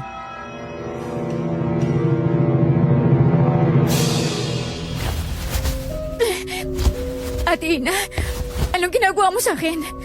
Please! Huwag kang maingay. Nasa kabilang kwarto lang si Elena. Alam mo namang baliw yun, baka marinig ka pa. Ano bang balak niyo sa amin? Bakit niyo kami tinali dito? Hindi ka naman talaga dapat madadamay, Gino. Kung hindi mo lang laging kabuntot itong si Jasmine. Ate Ina, hindi naman talaga totoo yung sinasabi ni Elena. Hindi nga ako naniniwala sa mga aswang-aswang na yan eh. Malalaman natin mamaya kung totoo yan o hindi. Kaya habang hindi pa sigurado, makisama na lang kaya't manahimik. Kung hindi lang talaga sira ang ulo ng Elena na yon, may kutob na pala. Hindi man lang ako sinabihan. Balak talagang solohin ang premyo. Napaka-selfish, nakakainis. Dito na muna ang mga yan. Ano? Bakit? Nasaan na si Bossing? Si Bossing na lang pupunta rito. Kaya maghintay na lang tayo. Hindi ba delikado to? Baka mag-ingay ang dalawang yan. Malaman pa ng ibang nakatira sa katabing unit. Kasama pa naman ang apo ni Lola Rosita. Malamang, bubusalan natin. Lagyan mo ng plaster ang bibig para hindi na makapagsalita. Ano? Hindi, Elena, nagkakamali ka. Hindi talaga akong hinahanap mo. Tumahimik ka na lang pwede. Naiirita ako sa boses mo eh. Huwag ka na lang magkipagsagutan, Jasmine. Baka pati ako madamay. Hindi mo ba naalala yung ginawa nila? Doon sa lalaking natagpuan ng mga pulis? Paano kung kainin niya ako? Para takutin ka. Total, sabit lang naman ako dito. Hindi naman nila ako kailangan. Oo na! Eto na nga, oh! Oh, lalagyan ko ng plaster yung bibig nyo, ha? Huwag na kayong malikot para hindi kayo masaktan. Kahit anong pagmamakaawa nyo pa dyan, kahit umiyak pa kayo, hindi namin kayo pakakawalan. Bilisan mo na! Dami pang satsat eh! Maghintay ka nga! Tusan mo pa ako, kainis?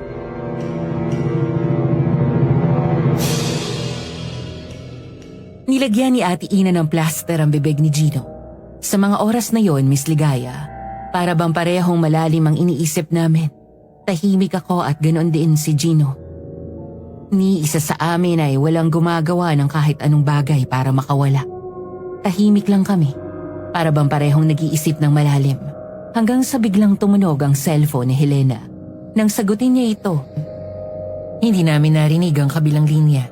Pero maliwanag na ang bossing niyang tinatawag ang kausap. Nang humarap siya sa amin, sinabi niya na nagbago ang plano ng kanyang boss. Ngunit hindi niya sinabi kung ano yun.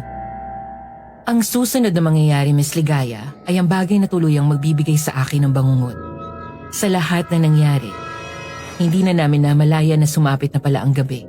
At sa ganong oras, alam namin si Lola Rosita ay sarado na ang buong bahay at nagpapahinga sa loob. Kaya naman nang hilahin kami palabas ni Helena at Ate Ina, pareho kami ni Gino na hindi nagpasaway. Tahimik kaming sumunod. Malamang ay dahil ayaw nilang madamay ang kanyang lola. At ako naman ay alam kong wala ring mangyayari kung sisigaw kami. Bukod sa maaaring madamay si Lola, imposible rin na may makailam na ibang tenants. Kahit ilang beses nilang narinig ang kakaiba sa apartment, wala namang ginawa para makatulong. Nakarating kami sa gubat. Sa likuran ng apartment na noon ay tanaw-tanaw ko lang.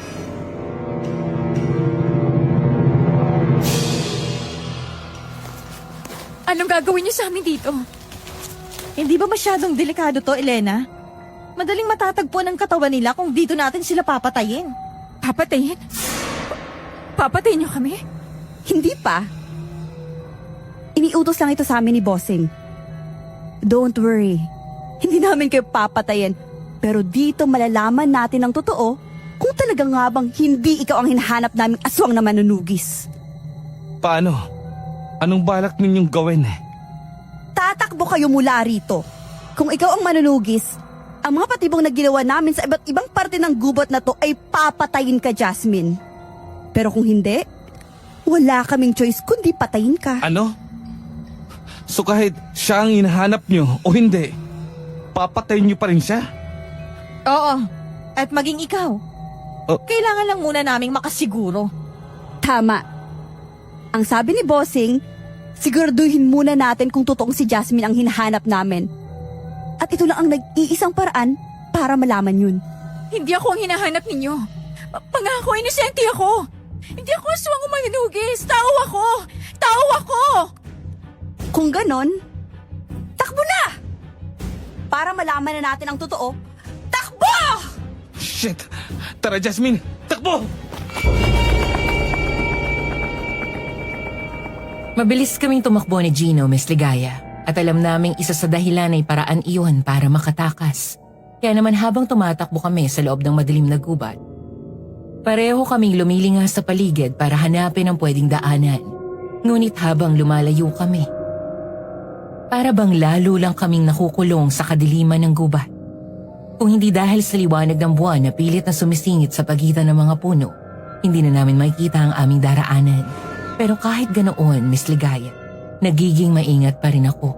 Wala akong sapin sa paanuan at natatakot akong masugatan na maaaring maging dahilan kung bakit lalo akong hindi makakalabas ng gubat. Kaya naman sa mabilis na kilos ko habang tumatakbo, nakatutok lamang ang aking paningin sa lupa.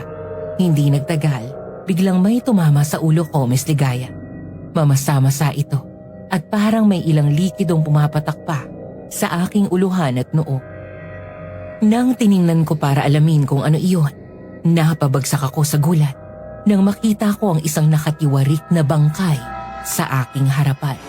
Nakasabit ang mga paa nito sa puno, wakwak ang tiyan, pero nandoon pa rin ang ilang laman. Nakalabas ang ila na parabang sinadya lang ipakita. Wala rin itong ulo, kaya tuloy-tuloy ang pagpatak ng dugo mula sa leeg nito. May patay dito! Huwag ka nang huminto. Tara na, hayaan mo na yan. Pero, Wala nang pero, tara na. Hindi mo ba naiisip na baka yan ang sinasabi nilang patibong para sa'yo? paano naman? Iniisip nila na isa kang manunugis ng aswang. Malamang, akala nila madadala ka sa ganong patibong. Tara na nga, Jasmine, ano ba? Muli kaming tumakbo, Miss Ligaya. Pero sa pagkakataong iyon, nawala na ang determinasyon at pagkakumpuso ko. Napalitan iyon ng matinding kilabot at pagkamanhid at sakit ng ulo na hindi ko maintindihan. Si Gino na mahigpit na nakakapit sa kamay ko ay mabilis akong hinihila habang patuloy kaming lumulusot sa pagitan ng mga puno at sanga. Pilit niyang hinahanap ang daan palabas. Kahit halatang hindi rin siya pamilyar sa gubat na iyon, kapag hindi kami nasasalubong ng matataas na punong tila walang katapusan, napupunta naman kami sa mga daanang wala nang lulusutan. Paulit-ulit lang, Miss Ligaya. Parang umiikot kami sa iisang lugar. Hindi nagtagal, bigla akong nakaramdam ng kakaibang pakiramdam na para bang may isang bahagi sa akin na naging alerto. Habang abala si Gino sa paghahanap ng daan, ako naman ay panayang lingon sa aking paligid. Ramdam ko may sumusunod sa amin. At hindi lang iyon sina Helena o Ate Ina. Alam kong iba, Miss Ligaya. Dahil naaamoy ko sila sa hindi ko maipaliwanag na dahilan. Parang sa isang iglap ay naging matalas ang pang-amoy ko. Ilang sandali pa, biglang kumalansing ang tunog ng mga kampana. Sunod-sunod, nakakairita, nakakahilo, at sumusuot sa tenga ko hanggang sa mapaupo na lang ako sa lupa. Tinatakpan ko ang aking mga tenga dahil na rin sa sobrang sakit at pagkalito. Jasmine, ano bang nangyayari sa'yo? Hindi ko alam. Ang ingay. Ang sakit sa tenga! Nang ano? Ano bang naririnig mo? Jasmine, hoy! Ano ba? May naririnig akong kalansing ng bell. Gino, may sumusunod sa atin. Ano? Wala naman akong naririnig. Hindi, Gino. Meron. Dinig na dinig ko. Hanggang ngayon. Ayaw huminto. Jasmine, walang bell. At wala ring sumusunod sa atin. At kung meron man, malamang sina Elena yun. At si Ate Ina. Kaya tumayo ka na dyan. Tara na. Kailangan nating makalabas dito at makahingi ng tulong. Muli na naman kaming tumakbo, Miss Ligaya. Pagod na ako noon. Pero napansin kong bakit parang hindi ko naramdam ang pagod. Kapag tinitingnan ko si Gino, ganun din siya. Normal lang ang paghinga. Walang kahit bahid ng pagod o takot sa mukha. Ngunit hindi nagtagal, muli kaming nakasalubong ng isa na namang bangkay. Kapareho ang itsura ng una naming nakita. Nakatiwarik, wakwak ang tiyan at nakabitin sa puno. Sa mga sandaling iyon, alam kong ito na ang tinutukoy na patibong ni Helena. Pero nang akmang lalampasan namin ang bangkay, Miss Ligaya, biglang gumana muli ang aking pangamoy. Huminto ako sa kinatatayuan ko. Lumingon at parang wala sa sariling lumapit sa katawan. Unti-unti akong natulala sa sariwang lamang nakalabas sa kanyang tiyan. Hindi ko maintindihan kung bakit pero itinaas ko na ang kamay ko para hawakan iyon, para damhin, lasapin ang dugong lumapat sa aking balat. Sa puntong iyon malinaw sa akin kung ano ang ginagawa ko, Miss Ligaya. Pero parang wala na akong kontrol. Alam kong mali at gayon pa man parang kailangan ko yon. Nang akmang hahawakan ko na ang laman, malakas na hinampas ni Gino ang aking kamay. Sinigawan niya ako, hinila palayo at sabay kaming nagtago sa ilalim ng malaking ugat ng puno. Doon niya ako inalog-alog ng paulit-ulit habang ako na may parang gising. Ngunit hindi pa rin lubusang bumabalik sa aking sarili.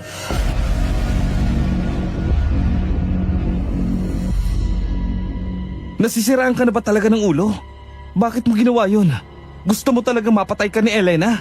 Hindi ko alam kung bakit ko ginawa yun. Ayusin mo yung sarili mo, Jasmine. Kung ayaw mo mamatay ng maaga, sumunod ka sa akin. Sandali.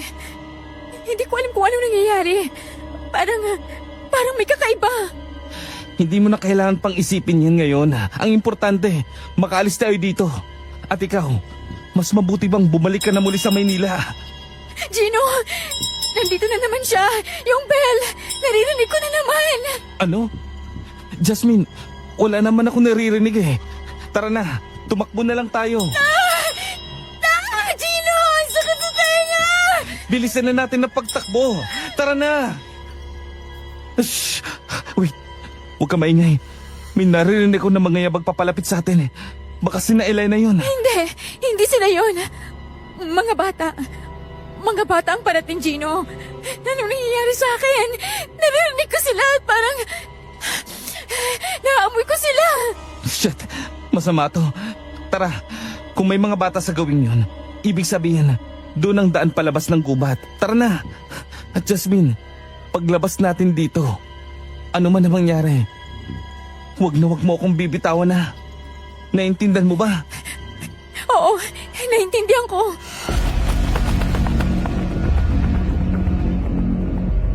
Ipinagpatuloy namin ang pagtakbo, Miss Ligaya.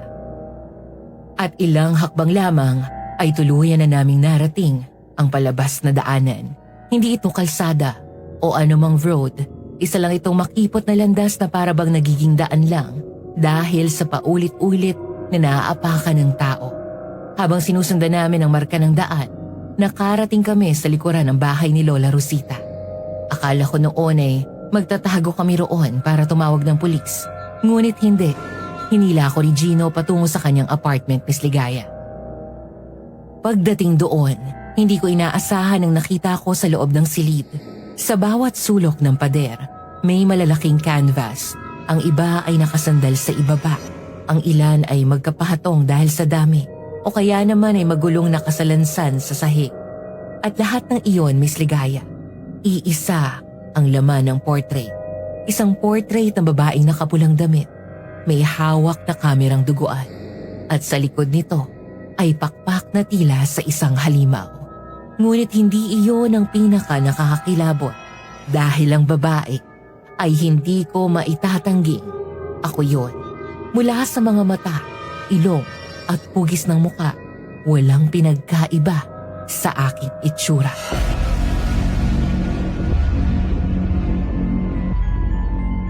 Gino, ano to? Ikaw, hindi to ang gusto kong gawin para sabihin sa'yo. Pero total, nasa ganitong sitwasyon na tayo. Wala na akong magagawa kundi aminin sa'yo ang lahat. Pero, bakit meron ka nito? Ikaw bang gumawa lahat niyan? Oo, Bakit? dahil simula nung makita kita nung unang gabi mo dito sa baryo, alam ko na kung sino ka. Ano? Jasmine, tama ang sinasabi nila. Isa kang aswang na manunugis. Kilala na kita noon pa. Teka, hindi kita maintindihan, Gino. Ano bang sinasabi mo? Anak ka ng isang manunugis at aswang. Nanirahan ng mga magulang mo rito sa apartment na to. Kilala pa sila ni Lola Rosita. Gino, nasa Maynila ang mga magulang ko. Tatay ko isang businessman. Nag-iisa akong anak. Pumunta ako sa baryo na to dahil... Dahil tumakas ka sa tatay mo, di ba? Naglayas ka, tama ba? Kaya kahit marami kang pagkakataon na magsumbong sa pulis, hindi mo ginawa. Hindi naman ako ganong kasama para katakutan ka, Jasmine. Pero sumunod ka sa akin at huwag kang tumawag ng pulis. Alam mo kung ayaw mong malaman nila na nandito ka. At hindi ka rin naman talaga nagbablog, di ba? Gusto mo lang i-record ang sarili mo para patunayan sa tatay mo na kaya mo nang mag-isa. Hindi. Huwag ka nang tumanggi pa. Wala na rin kwenta yan. Nung matapos kitang mapanaginipan, kinilala ko kaagad kung sino ka at kung saan ka galing. Bakit? Kumampun lang ako. Bakit wala akong maalala? Hindi ko alam ang sagot dyan. Pero alam ko na ikaw ang batang kalaro ko noon. Sigurado ako na anak ka ng napatay na aswang at manunugis dito sa baryo. Ibig mong sabihin, talagang akong hinahanap nila Elena at Ate Ina? Ganun na nga. Alam ko rin ang tungkol sa mga manunugis na yan. Bata pa lang ako. Binanggit na ng mga taga-baryo. Karamihan sa kanila, hindi naman talaga tumutulong. Pumapatay lang ng mga normal na tao. Kung sino ang napagbintangan, papatay nila. Malamang, yun din ang dahilan kung bakit sinadyang magpalay si Elena. Para malaman ang pagkakaiba ng aswang at tao. Ginagawa lang nila lahat ng ito para sa pera? Tama. At kapag hindi ka naging matalino, papatayin ka nila. Lalo na si Elena. Dahil mapapantayan niya ang lakas mo. Pareho kayong manunugis at aswang. Pero, hindi naman ako kagaya ng tunay kong mga magulang. Normal naman ang buhay ko. Alam ko.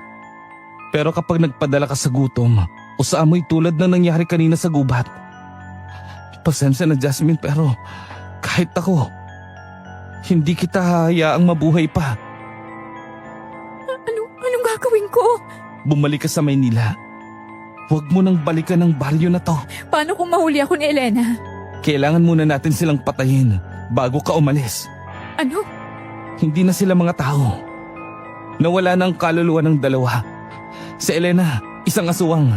Si Ate Ina, isang sirang manunugis. Marami sa kanya napapatay ang inosenteng tao. Puro pera na lang nasa isip niya. Hindi ko kayang pumatay. Siguro hindi pa sa ngayon. Anong ibig mong sabihin?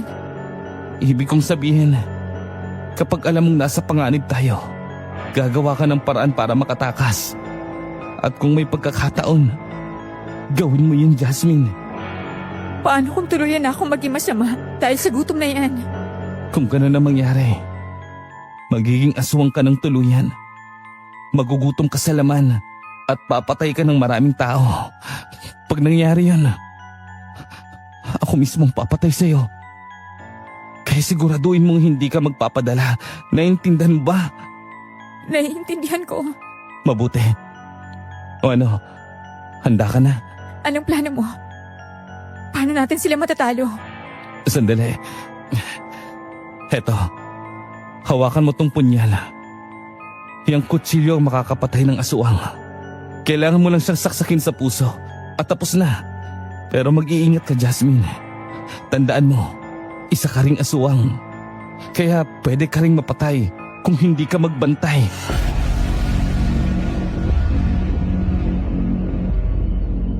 Tumango ako ng marahan kay Gino noon at nakinig ng mabuti sa kanyang binabalak na gagawin. Nang matapos iyon, hindi na namin pinatagal pa ang paghihintay. Biglang kumalabog ang pintuan ng apartment ni Gino at agad na pumasok si Helena at Ate Ina. Parehong galit at nag-aalitan sa bawat kilos at tingin. Aaminin ko, Miss Ligaya, ginagapang na ako ng takot sa mga oras na yon. Ramdam kong tila bawat ibla ng katawan ko ay naninigas sa pangamba. Ngunit kahit ganoon, wala akong magawa kundi sundin ang plano namin ni Gino. Sapagkat alam kong kahit paano ay ito ang aming tanging pagkakataon para makalabas ng baryo ng buhay. Sa halip na umatras, pinilit kong ikalma ang aking sarili at harapin ang problema. Bagamat ramdam kong bawat segundo ay maaaring magdala ng panganib. Sinasabi ko na nga ba eh. Tama ako. Ikaw nga ang hinahanap namin. Hindi namin kayo babalikan ng gulo. Kaya hanggat maaari pa, umalis na lang kayo. Ano naman ang laban ng katulad mo sa amin? Hindi niyo ako kilala.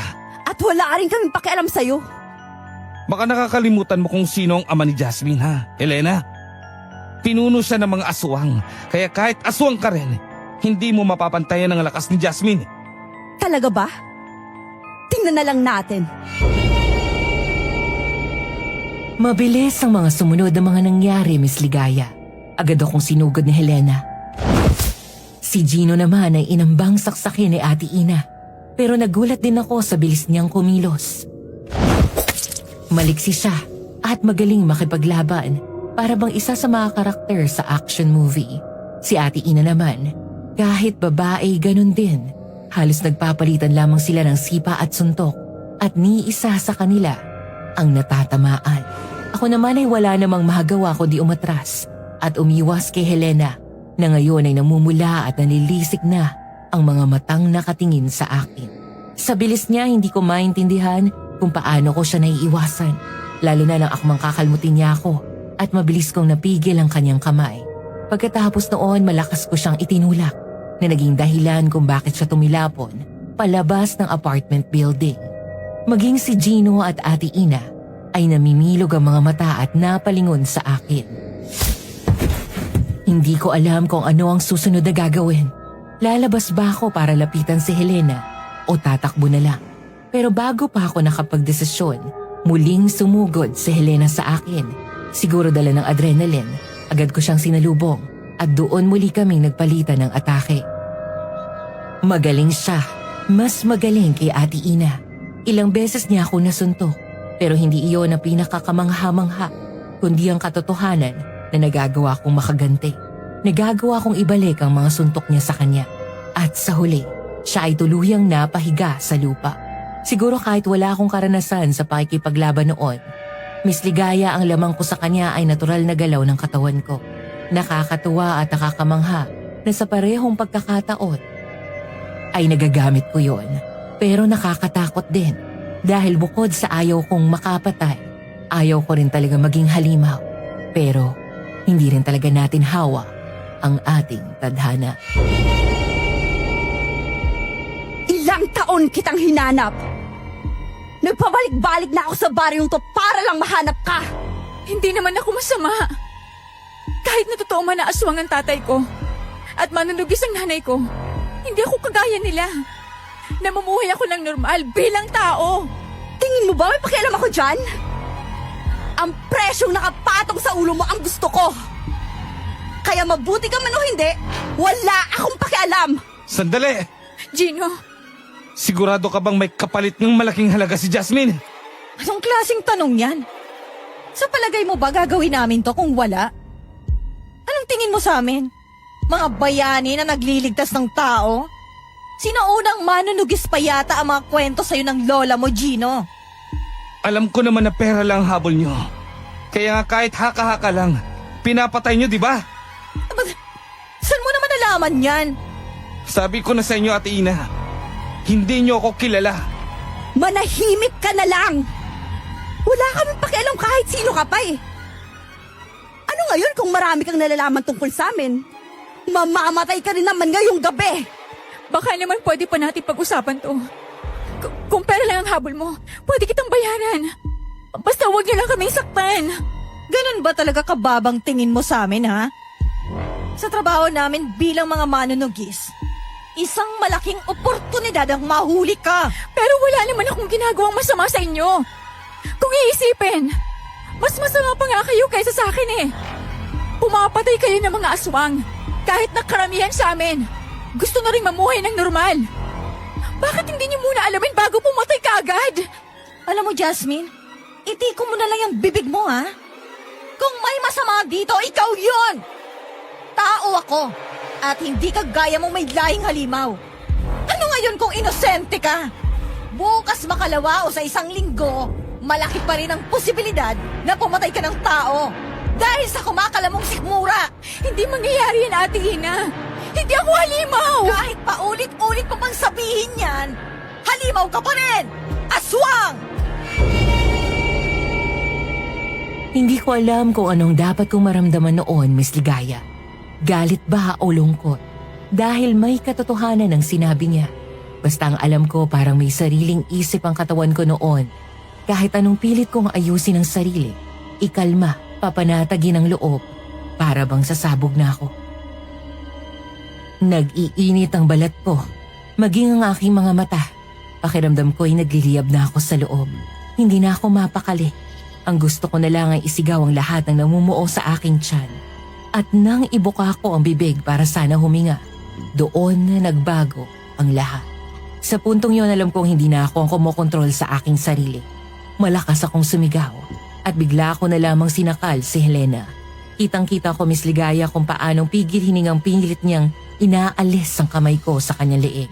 Pero hindi ko magawang bitawan. Para bang pati ang utak ko ay hindi na kayang utusan ang katawan ko.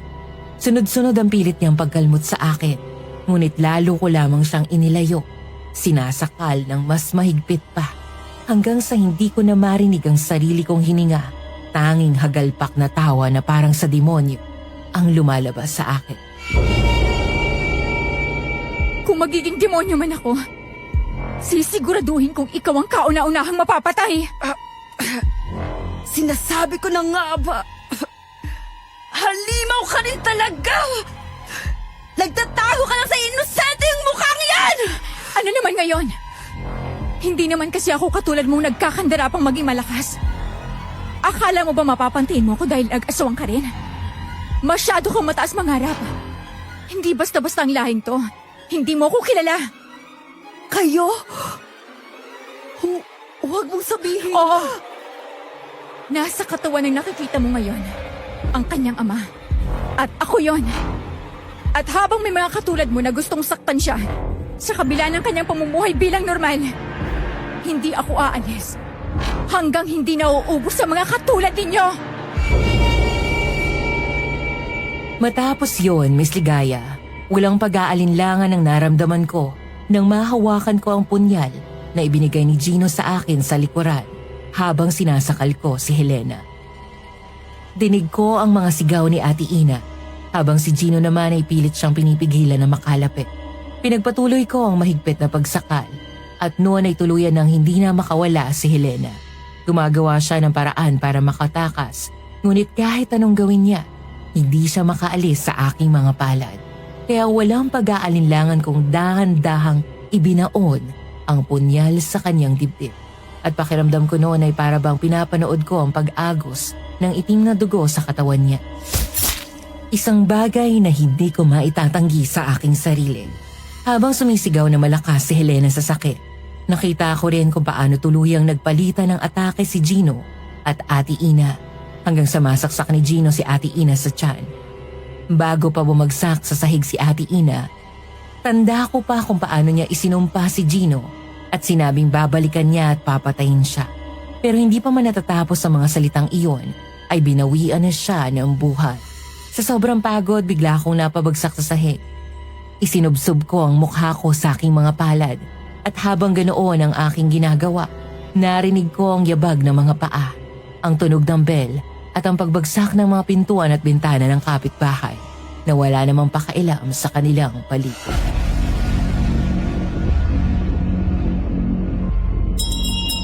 Magaling, Gino.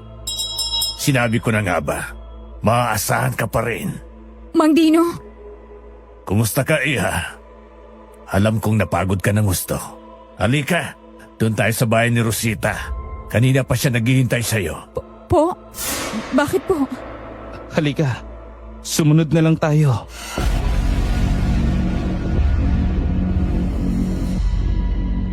Sumunod naman ako sa kanila, Miss Ligaya.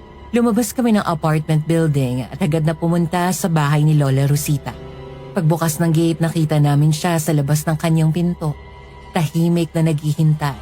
Para bang kanina pa naroon at nakikinig sa lahat ng nangyayari sa aming gusali. Hindi man lang siya nagulat sa itsura naming dalawa ni Gino. Agad lamang niya kaming pinapasok. Inabutan niya kami ng maiinit na tsaa para daw mawala ang masama naming pakiramdam na para bang alam niyang pilit kong pinipigil ang pagsusuka sa mga oras na yun. Bukod kasi sa kitang-kita ko ang mga dugong itim na nagkalat sa aking katawan, may kasabay pa itong mabahong amoy na hindi ko maintindihan. Palibhas at biglang nawala ang nakagapo sa akin na takot sa engkwentro noon para bang bumalik na rin ang dati kong pakiramdam. Malaking tulong naman ang ginawang tiyaan ni Lola Rosita at agad nawala ang sama ng pakiramdam ko. Kaya habang nag-aayos ako ng sarili, pinupunasan ko ang aking katawan ng basang tela na inaabot ni Lola Rosita, pati na rin ang aking mga balikat. Ganon din ang ginawa ni Gino sa kanyang dugoang mga kamay. Hindi nagtagal, kahit hindi pa kami nagtatanong, nagsimula na rin ang dalawang matanda na magpaliwanag sa akin.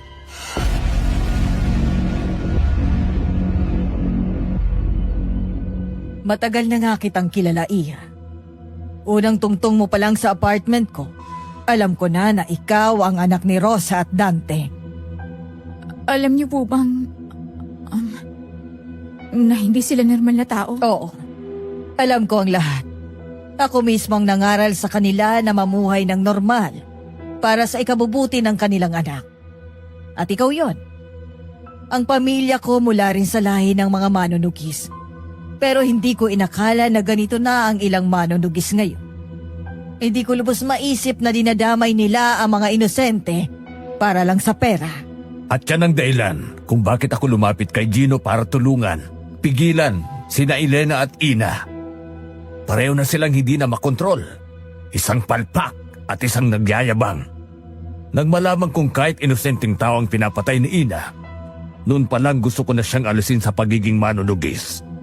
Pero matanda na ako.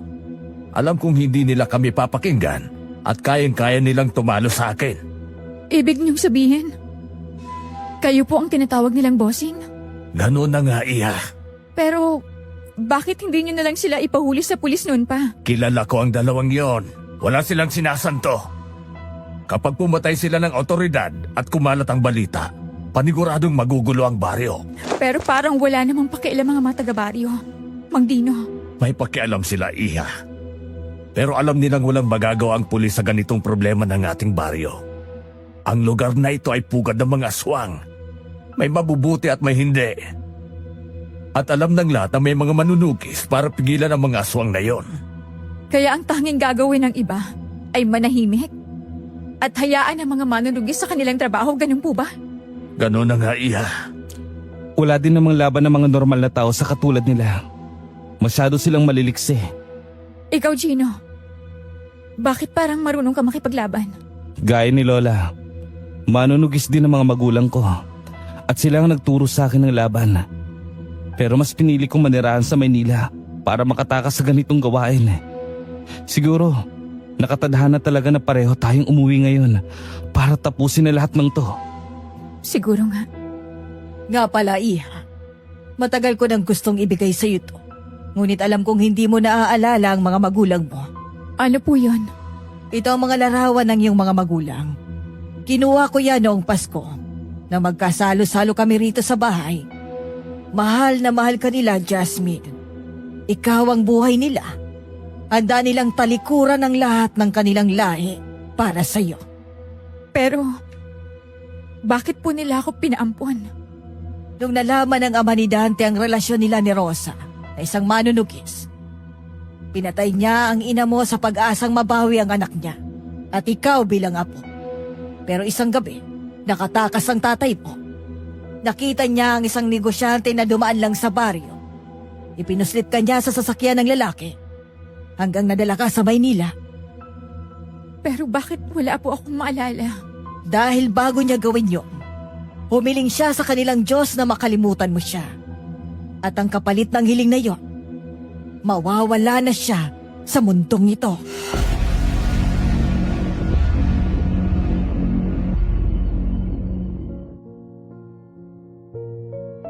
Hindi ko alam kung ano ang mararamdaman ko noon, Miss Ligaya. Hindi ako makapaniwala. Para bang panaginip lang ang lahat. Pero sa isang banda, sobrang bigat ng aking pakiramdam. Hindi ko inakalang may pagsasakripisyong nangyari noon para lang sa isang katulad ko. At ang ama ko na tinakasan ko pa noon sa Maynila dahil ayaw kong sindin ang gusto niya mangyari sa buhay ko. Siya pa ang tumanggap sa akin ng buong buo. Itinuring niya akong anak. Minahal niya ako na para bang hindi ako iba sa kanya. Bigla akong nakaramdam ng tuwa at iya, Miss Ligaya. Akala ko kasi noon, kaya kong mag-isa, na hindi ko kailangang sumunod o makinig sa sinasabi ng iba. Pero matapos ang usapan naming iyon ni Lola Rosita, doon ko lang talaga naunawaan na hindi ako mabubuhay kung hindi dahil sa kabutihan at malasakit ng ibang tao. Kaya matapos yun, agad akong bumiyahe pabalik sa Maynila. Humingi ako ng tawad sa aking ama at nag-usap kami ng mabuti. Samantala si Gino ay naiwan sa kanilang baryo para ipagpatuloy ang trabaho niya bilang isang manunugis. Paminsan-minsan ay nagkakausap pa rin kami para magkumustahan. Pero dahil na rin sa abala sa kanya-kanyang buhay, bihira na iyon mangyari. Ngayon, isa na po akong businesswoman. Ang bagay na tinatakbuhan ko noon, ang mga pangarap ng tatay ko para sa akin ay natutunan ko na ring yakapin. At sa pagkakataong ito, bukal sa loob ko, Miss Ligaya, masaya na ako. Hanggang dito na lang po ang aking confession. More power po sa inyong channel. Para naman po sa ating mga listeners, may karanasan din po ba kayo na ganito? Yung tipong akala nyo normal lang kayo, na hindi naniniwala sa mga aswang o iba pang bagay na para sa iba ay kwentong panakot lamang. Pero sa huli, naranasan nyo mismo at nakita ng inyong sariling mga mata. Kung meron po, please share po sa comment section. Magbabasa po ako sa lahat ng inyong mga kwento. Maraming salamat po sa pakikinig.